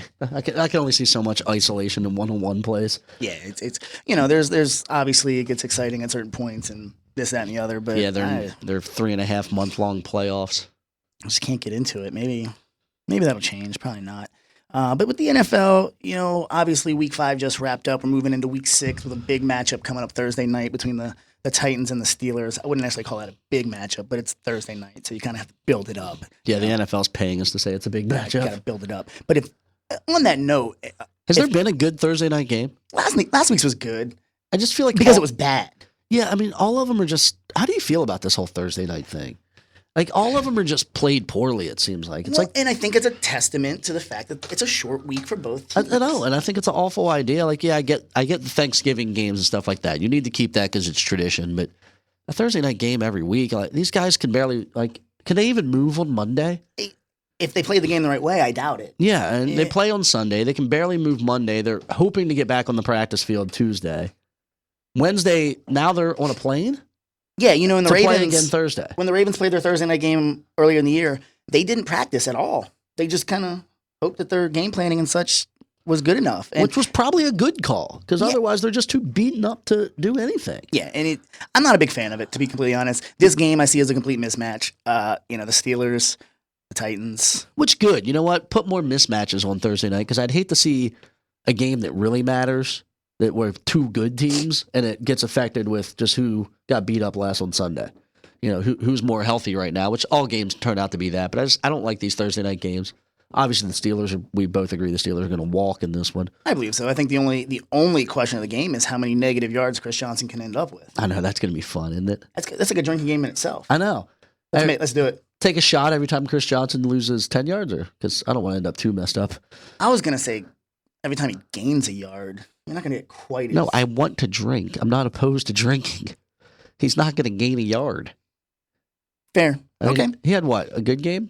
one against the Texans when it didn't matter. It was in garbage time. Yeah, it was. And other than that, he hasn't even averaged a yard a carry, I think.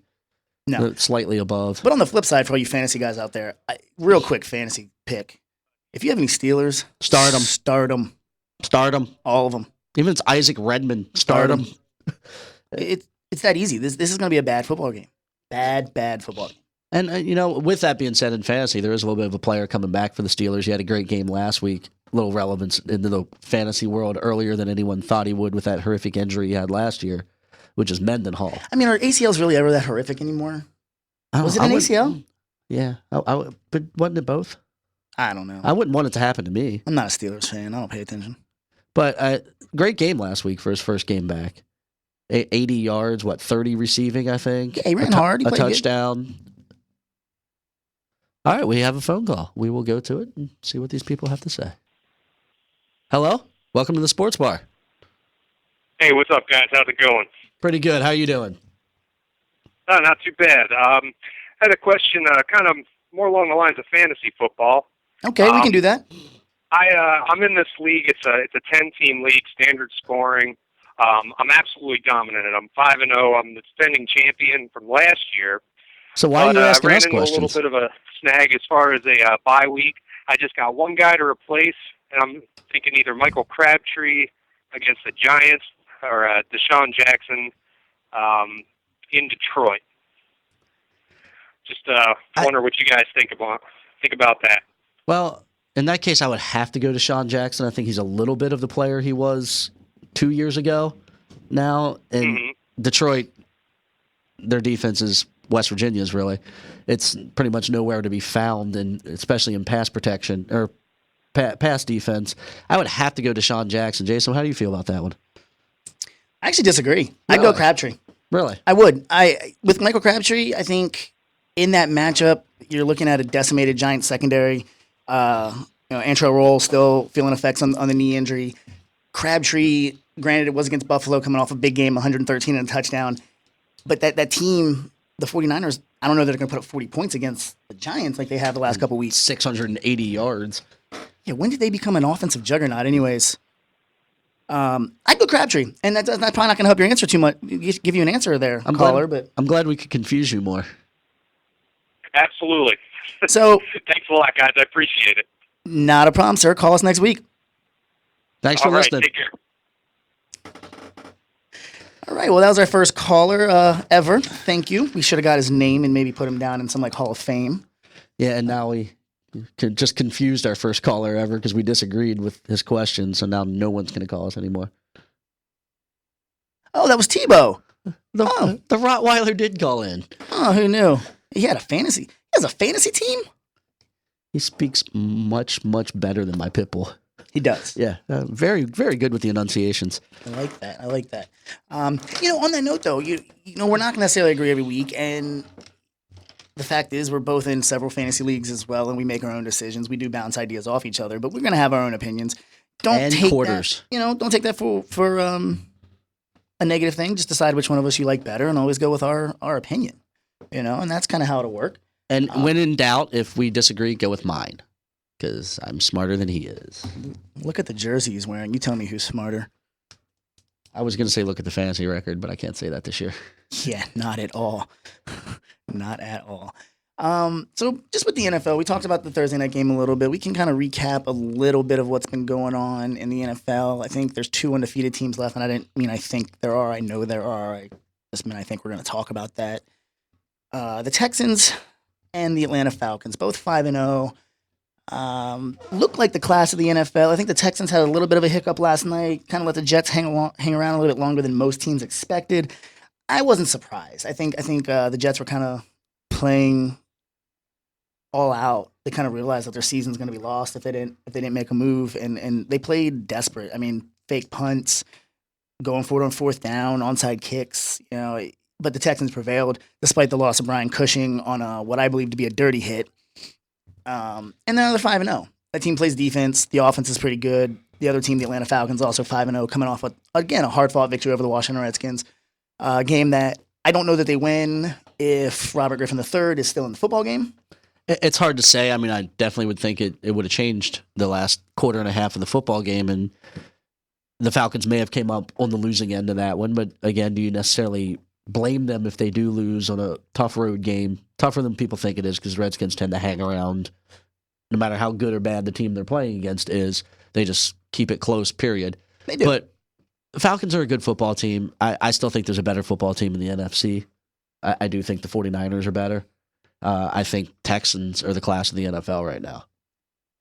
Brian Cushing hurts. It'll be interesting to see how much that hurts coming in, or moving forward. But I think they're the class of the NFL right now. I agree, and they've brought in other pieces. J.J. Watt is proving to be an absolute animal off. As an interior lineman. He is Trout. He's very Trout. Yeah, he's about as Trout as you can get in the NFL. Yeah, and for a guy off the defensive line in a 3-4 to have 8.5 sacks and to be impacting the game the way J.J. Watt is right now, it's unheard of. It doesn't They're supposed happen. to be 3-4 defensive linemen are supposed to be space eaters. Just hold up the blockers so the linebackers can get free. And this guy's just dominating from this position. He's all over the field, swatting passes. Great stat last night. He swatted, I think, 8 balls, and 4 of them have been intercepted. I mean, he's making plays. Not just last night. Not just last night. Yeah, that'd be a record. No. Yeah, that'd be a record. Yeah. Rex Ryan did say he thinks he should have played for the Knicks, though. Really? Yeah. He could help him out in the block. I thought we stopped listening to Rex Ryan a long time ago. Yeah. I think Houston's a good football team. I think they're definitely, with that AFC South, they're almost a lock for the playoffs. Not a lot. They are a lock for the playoffs, even if they weren't 5-0. Are they built for the playoffs is going to be the interesting question. I think Arian Foster proving all you vegan haters wrong. Although I will say with the Arian Foster thing, I think one of the reasons why they are built for the playoffs is they're such a lock. Probably for home field advantage because of how poor that division is. Week 13, 14, they might just sit Foster. They got a great backup in Ben Tate. And they might just sit Foster to make sure he's rested for the playoffs. Well, Ben Tate was banged up last night. I don't know how serious it was. I don't think it was very serious, but I honestly, I don't know on that one. But I think they're a team that is built for the playoffs. He didn't play last night. They're going to wrap up home field probably by week 13, 14. I could see that, although this team, talking about the Texans, next Sunday, Green Bay on Sunday night at home. The following Sunday, they get the Ravens at home. That's 2 tough football games. They're coming 5-0. They could easily be 5-2 going into a bye week. Yeah, they could be a great football team and still go 5-2 throughout those 2 games. Which is still solid. There's no knocking 5-2. They come out of their bye with Buffalo, then they go to Chicago, who's 4-1 right now, and despite all the Jay Cutler, whatever you want to call it, they're winning football games. I don't know how with Cutler back there doing what he's doing. Well, I think he's fit. One's Brandon Marshall. Brandon Marshall's slowly starting to prove that he is, he's elite. And Cutler and him have a great connection. They always have. And it's being proven once again. Yeah, leading the team by far in targets. He might be leading the league. I don't know. In targets, I'm not sure. I know he's not leading the league in receiving. He's up there. They're a good football team. They have Forte, who is just always underrated. Now that he's actually back on the field. And a good backup in Michael Bush. Yeah, and a great backup in Michael Bush. Probably the best backup in the NFL next to Ben Tate. Yeah, and that we were talking about the Texans, but we're kind of branching off over here to the NFC in the North. That team's 4-1. The Minnesota Vikings are 4-1. Those 2 teams hold a 2-game lead over the teams we thought were the class of the North, the Packers and the Lions. Yeah, I don't know what's going on with the Lions. They look like a team that just doesn't care to be on the football field right now. Like they just look a mess. And go ahead. No, they do, and you have to wonder, and I, it's such a crazy thing, but all the offseason issues, like this team spent more time in jail in the offseason than they did on the field, conditioning. Fair enough. They did, like all of them. Yeah, but there's gyms in prison. They could have been working out. Come on, show some commitment. Just ask Ray Lewis. Yeah, he came out and seems fine. Yeah, that team's just a mess, though. I don't know what's going on there. With Houston, the thing I will say about this. They have a tough stretch, weeks 14 through 17, in the sense that they go to New England. Then they come home for Indianapolis. They have a home game against the 4-1 Minnesota Vikings, and they go on the road to Indianapolis. This Indianapolis team just won a huge game, and maybe they're ready to win sooner than people thought. And that's 2 games. That's 2 division games down the stretch that might matter. And it might, but I don't think it will. but it might. I don't necessarily. I think Indianapolis was a little bit of an emotional win for them this week. Not that I'm saying they're definitely better than anyone thought they would be. Andrew Luck is everything everyone thought he would be. Definitely. Coming in ready to play. Looks like they haven't missed a beat, and they're going to go on and have their next franchise quarterback for the next 13 years again. Can you say? I mean, they're 2-2 right now. They play they're going to be 5-2. They might be 5. And there you go. Looking at the schedule. Well done. Looking at the schedule, you see a situation where they might be tied going into week 9 or week 8 with those Texans. They have the Jets, the Browns, and the Titans coming up. I think those are 3 winnable games for the Colts with the way they've been playing. Well, they clearly beat the Jets. We just talked about how we feel about them. The Browns are just Brandon Whedon threw 2 passes. They're bad. He did. He threw 2 passes on one play. Their quarterback didn't know the rules that you can't throw 2 passes on one play. Their quarterback didn't know this. This is something I want to talk about too. Like, when did quarterbacks get dumb? I know Ryan Tannehill didn't even know the teams that were in the AFC East. Yeah, and now Brandon Whedon he gets a ball batted back to him that he threw, and he tries to throw it again. And he did for a touchdown. Yeah, he did throw it for a touchdown. It Too bad doesn't count. a little bit of a penalty. It just doesn't make sense. He just wanted to show his parents. Like, maybe his parents don't know the rules either, and they're still excited that their son threw a touchdown. I don't know, but that's just ridiculous. And the Browns are awful. And he's old. Trent Richardson's for that. real. Trent Richardson's for real. He though. is. That he is a real deal. I feel bad for him. I don't necessarily. I don't. I think it's a great fit for him. I think he's the opportunity to turn that franchise around. Maybe Whedon's not the answer. Maybe he is, but. And there's the bad side of that. Maybe drafting a Whedon was a bad idea just due to the fact that no one really thought he was going to be an elite quarterback. And you have a young piece like a Trent Richardson. Obviously, you need wide receivers. I like Greg Little, but they need wide receivers. They do. And Josh Morgan showed up a little bit last week, which was a great, in my opinion, a great move by them to go out and get him in the supplemental draft.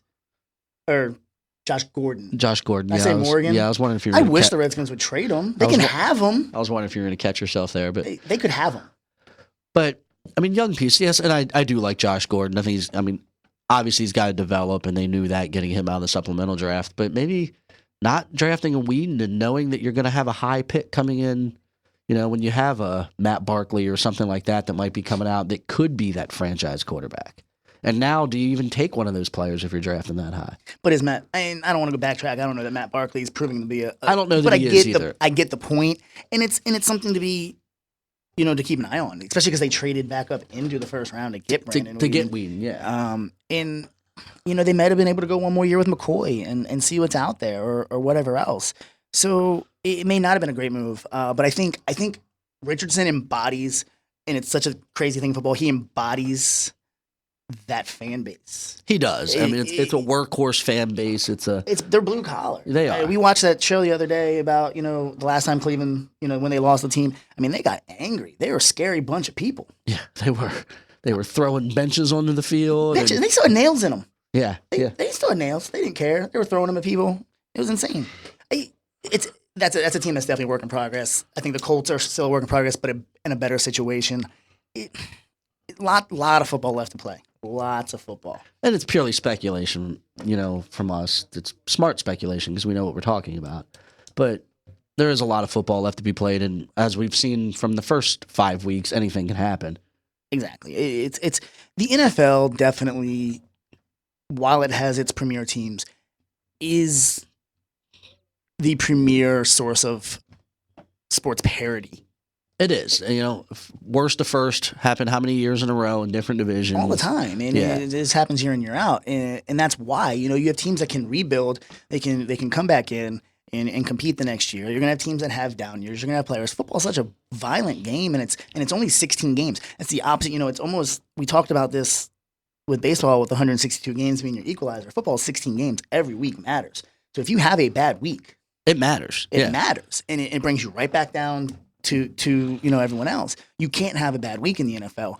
Just ask the New England Patriots. Worst time to have a bad week, the Super Bowl after going undefeated. It just can't happen. So, and that's why, football, and speaking of mistakes, and you want to talk about a team that's trying to correct them, not big news, but kind of the only news that's really coming out of the NFL today is the Redskins working out kickers. Yeah. Go ahead. Okay, that's good. Redskins working out kickers because Billy Cundiff has struggled, and That's putting it gently. Yeah, he's struggled. And I was a believer when they signed Billy Cundiff. I was a Gano fan, and then maybe it was Rackers, and basically when Cundiff came in, I bought into he doesn't kick the 50-yarder, but he's consistent inside of 45. I'll take that. If we're moving the football, which the Redskins haven't been able to, they're the worst in the league in third down percentages. So they're putting their kicker in a lot of situations to kick field goals, and he's not coming through. So you make a change. And Cundiff has been horrible this year. We were at the game in Tampa, and he missed bad. Yeah. And then he missed bad. The one he made, he almost missed. I was worried. It was bad. And missing a 31-yarder this past week when it completely changed the momentum of the game. It did. And I didn't read this myself, but secondhand knowledge, I hear that his contention was it wouldn't have changed the outcome because, look, we lost by 7 points. No, it changes the outcome. Exactly. It changes the momentum. It changes everything. The Redskins could possibly go in 10-0 at the half, and instead it's tied. Falcons drive down and score a touchdown 7-7. It's a swing. So they brought in kickers today. Reportedly, they signed Kai Forbath out of UCLA. He has never kicked in a regular season NFL game.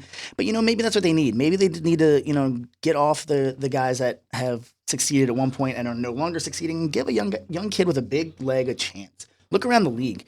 Blair Walsh in Minnesota. Greg Zuerlein in St. Louis. These are kids. It seems to be working well for St. Louis. Yeah, so here you go. Give a kid a chance. He has a big leg, from what I understand. Why not? At this point, what's it going to hurt this football team? Either you're keeping a kicker that's not making kicks, or you're going to bring in a new kicker that is or isn't. It's not gonna, it's not going to change much. I don't know his kickoff dynamic, but who cares at this point? I know. I mean, kickoff dynamic is a little bit overrated right Especially now. Especially now with the increased kickoff spot. Yeah, and everyone's getting touchbacks. Yes, Cundiff was good at it, but it mattered from the 30. Yeah.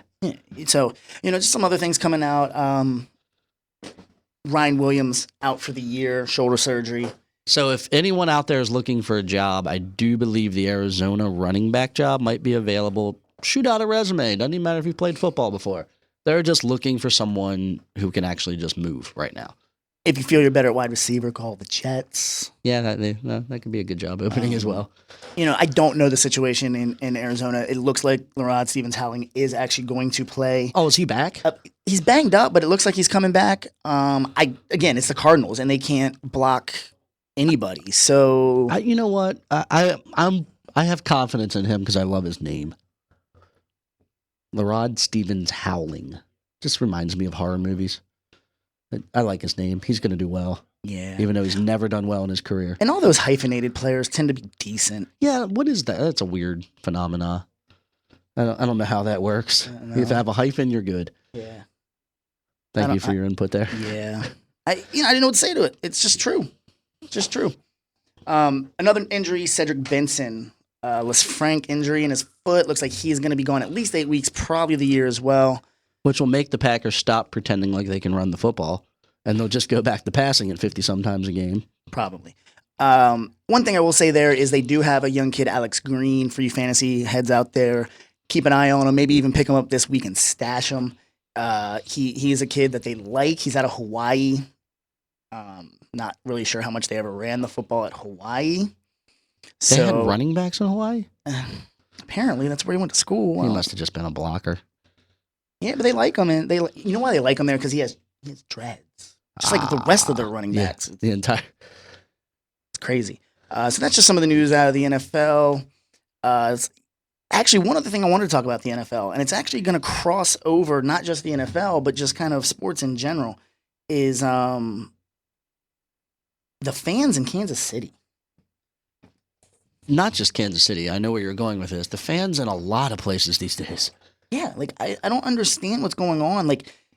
So for all of you out there that maybe don't know the Kansas City reference, Matt Castle, no, he's not the greatest quarterback in the world. He's had a little bit of a struggling season, but he gets concussed. He gets hit hard. He obviously has a concussion. He's at home. They're in their stadium, and the fans cheer. They cheered for his injury. And I get the frustration of maybe you want to give Brady Quinn a shot, but you don't cheer for someone's injury, period. the home stadium, you're not cheering for your own guy to get hurt. You don't cheer for any guy to get hurt. No, you don't. Home or away. I agree, but I'm just saying even more disgusting. At home, you're doing it for your own player. Not that you, like Jason said, Jay Gill said, not that you should do it ever, but it's just disgusting. And then, the fans in Atlanta. Exactly. And the thing in Atlanta, I'll tell you this, it was wrong and it was classless. And the call was good or bad, whatever it is. I can see the fans' frustration. Did it cost them a baseball game? No. 3 errors cost you a baseball game. Yeah. Untimely hitting cost you a baseball game. Play better. Did it maybe turn the tide and squash momentum? Sure. So be it. But trash on the field, you don't put players in danger. You don't put people in danger. Would it happen probably in 30 other major league cities? Probably. Yeah, it's not just the Atlanta fans. It's just people. Somehow it stopped becoming a game and started becoming like so important that it's willing for death threats. Exactly. Yeah, Josh Morgan, Kyle Williams. Death threats through Twitter. It's not good behavior. Like when did we stop just being fans and starting being so invested in a game that we need to lash out at these guys like this? Are we that upset and at their them? families, not just them, their families, everyone they know. We're sending death threats to because they fumbled a football in the NFC Championship game. It's a game still. It's a game. It's NFC Championship game, not life. Exactly. You're going to leave that stadium or you're going to turn that game off and you're going to go and do something else in your daily life. Yeah, if you feel the need to send a death threat because someone fumbled a football, you might want to start looking at your own life choices and see what else you can change there because obviously you're not that happy of a person. I agree. And so we go kind of back to the Kansas City situation. Yes, maybe you were booing Matt Castle's performance earlier in the game. Maybe you're booing the fact that he's turned the ball over 8,003 times. Which is all fine to boo when the guy throws a pick. But when the guy's laying on the field, and you don't know he's concussed, but you know he's hurt because he's not getting up. And his family's probably either there or watching at home. You don't boo. You don't do anything. You stay silent until the guy gets up off the field and walks off, and then you clap, you cheer. This happens on. This goes on both sides. This is a little bit of fan etiquette. Home team, away team. That's what you do. If someone's hurt, you shut up. You let them deal with the situation. And I don't care if you hate that guy because he's so good at football and he just torched your team. You clap when he seems like he's going to be okay. Yeah, it's what you do. It's what we all know you do as fans. Yeah, and then if you're the visiting fan, then maybe you look forward to the fact that Brady Quinn's now entering the football game. Yeah, which is perfectly fine to say, cool, they're backup quarterbacks and we have a better chance now. But you don't cheer the fact that someone got hurt. I almost still think they have a better chance with Brady Quinn, anyways. I agree, but that's not part of the conversation here, and you're a homer. But you just said you agree, and you're not. No, but you are a homer. I know. I busted out the Brady Quinn jersey as soon as he went in the game. Yeah, for Cleveland. That's not the point. But, it was that situation. The Atlanta situation, it's frustrating to the point, it doesn't make me upset to be a sports fan by any means, but it makes me wonder just kind of I've never had that thought. No, it's never occurred to me to cheer when someone gets hurt. Exactly. It doesn't, not even hurt, just a bad call. Okay, yeah, I'm going to be upset. Maybe it cost my team a chance to advance in the playoffs. I'm not throwing stuff on a baseball field. Yeah. I'm just not going to do it. First of all, it's my stuff, not theirs. I mean, it's an empty bottle. True. But maybe. Some of those idiots were probably throwing full beers. Probably. It's just frustrating, too, when you see a team, especially in that situation. I said it on Facebook on my own personal account, and I believed it. The quickest way they could have just stopped that is handing Chipper Jones a mic. Because he may have been the only player in that stadium those fans respected at that point. And when he tells them to stop, they would have stopped. They would have. And maybe that's something we learn moving forward, that is an option.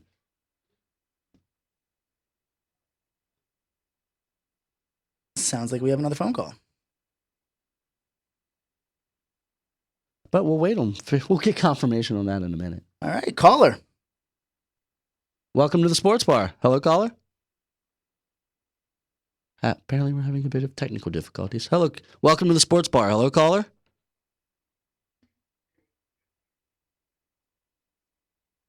Good, how are you? Doing all right. Actually, I just wanted to make a quick point about the whole Kansas City situation. Now, admittedly, I did cheer, but I wasn't really cheering for Matt Castle's injury. I was so excited about Brady Quinn coming into the game that it just kind of took over. And I think a lot of these fans might have thought the same thing. You think Brady Quinn has that big of a fan base out there that people were cheering for him? I think maybe they were just generating a little electricity and just kind of pumping them up. Electricity's Brady not Quinn booing. does have a big following. My counter argument to there is if you're going to create electricity, wait till Brady Quinn takes the field and cheer. Don't boo. Well, they were cheering. They were cheering. Yeah, okay. Wait till he takes the field and cheer. Don't cheer as your quarterback's holding his head and can't see straight. Granted, he's playing a lot better, but admittedly, their timing was a little bad on that. But then again, so is Brady Quinn's. Yeah, it is. Yeah, and so is Castle's in general, and so is anyone's timing for currently being a Kansas City fan. Well, and that's my thing, and that's kind of what I was going to say. That's a great fan base. It is. Historically, that's a great fan base. And the caller does bring up maybe an interesting devil's advocate a little bit that some people could say they were just trying to build up their team, I guess. It is a little bit poor timing, but thank you for bringing that up because that is possible an option that you haven't heard in the media outlet much at all. Definitely wasn't Eric Winston's take. No, it wasn't. I mean, the players on the field felt like they were cheering an injury. Yes. And I think that's the big problem right there is no matter what, you say you're cheering for Brady Quinn, great. But the players on the field felt like they were cheering because someone got hurt. And their lives are on the line out there, and I'm not even being dramatic with that. Their lives are on the line. They don't want anyone probably thinking that if they go down, it's going to be cheered to watch them get hurt. Exactly. And the players as a whole, I mean, at the end of the day, it's a fraternity. Yeah, maybe they're not best friends, but these guys, they care about each other. Not even on the same team, on other teams, around the league. Like, no one wants to see someone get hurt. No one's out there, unless you played for the Saints in the last few years, out there trying to hurt somebody. Agreed. And you see it all the time when players get injured. It's both teams huddling around them. It's both teams praying. It's both teams clapping when that person, lifts up his thumb when he gets carted off. It's definitely a fraternity, and they don't want to think that they don't want anyone to get hurt, and they don't want to think that anybody in those stands wants people to get hurt. Exactly. It's an interesting etiquette as a fan. What's too much? I know we're passionate. Fans, true sports fans, are passionate about what they believe in. I'm passionate about a lot of sports teams. It's a little excessive at times. Some people wonder why I never shave. It's because I believe in playoff beards. But I'm not. I understand where the line is drawn, and I'm not going to cross it. I wish we could say that for other fans, but we've seen it. How long? We've seen it forever. The guys in Chicago that ran out or was it Kansas City, Chicago? I think they were playing each other. They attacked the umpire years ago.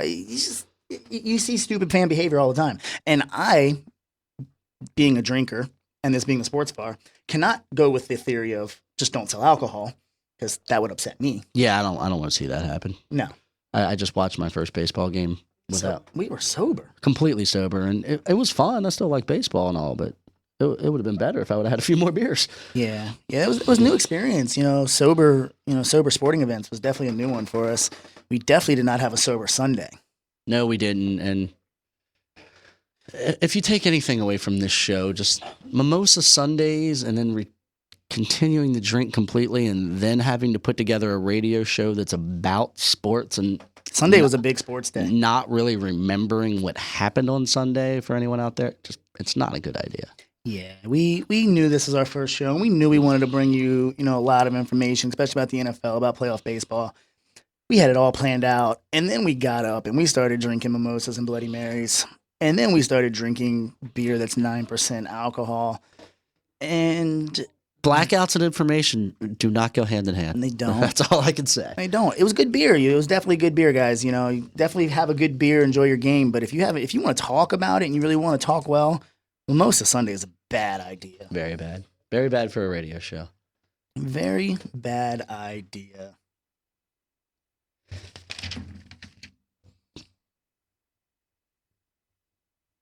Yeah, so... Yeah. But even as drunk as what we weren't booing, or we weren't cheering for an injury at all, ever.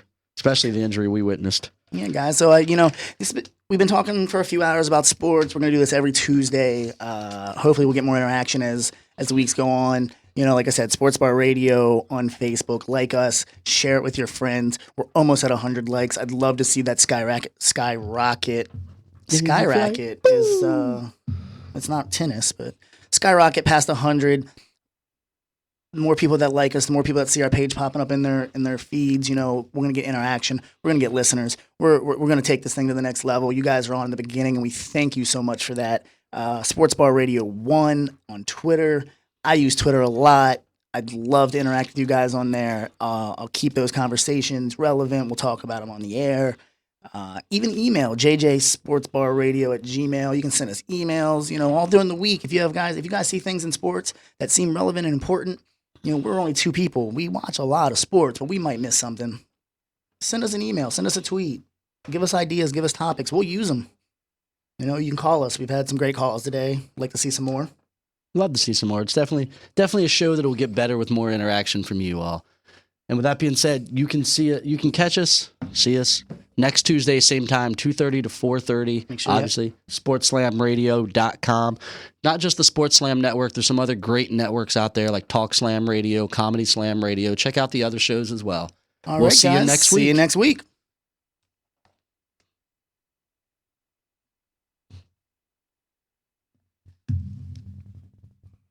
We have a good musical treat for you. Maybe. We're almost there, guys. We're almost there. That's okay. That's Nolan. He's a great guy, by the way, guys. And he's very sexy. He is. He is.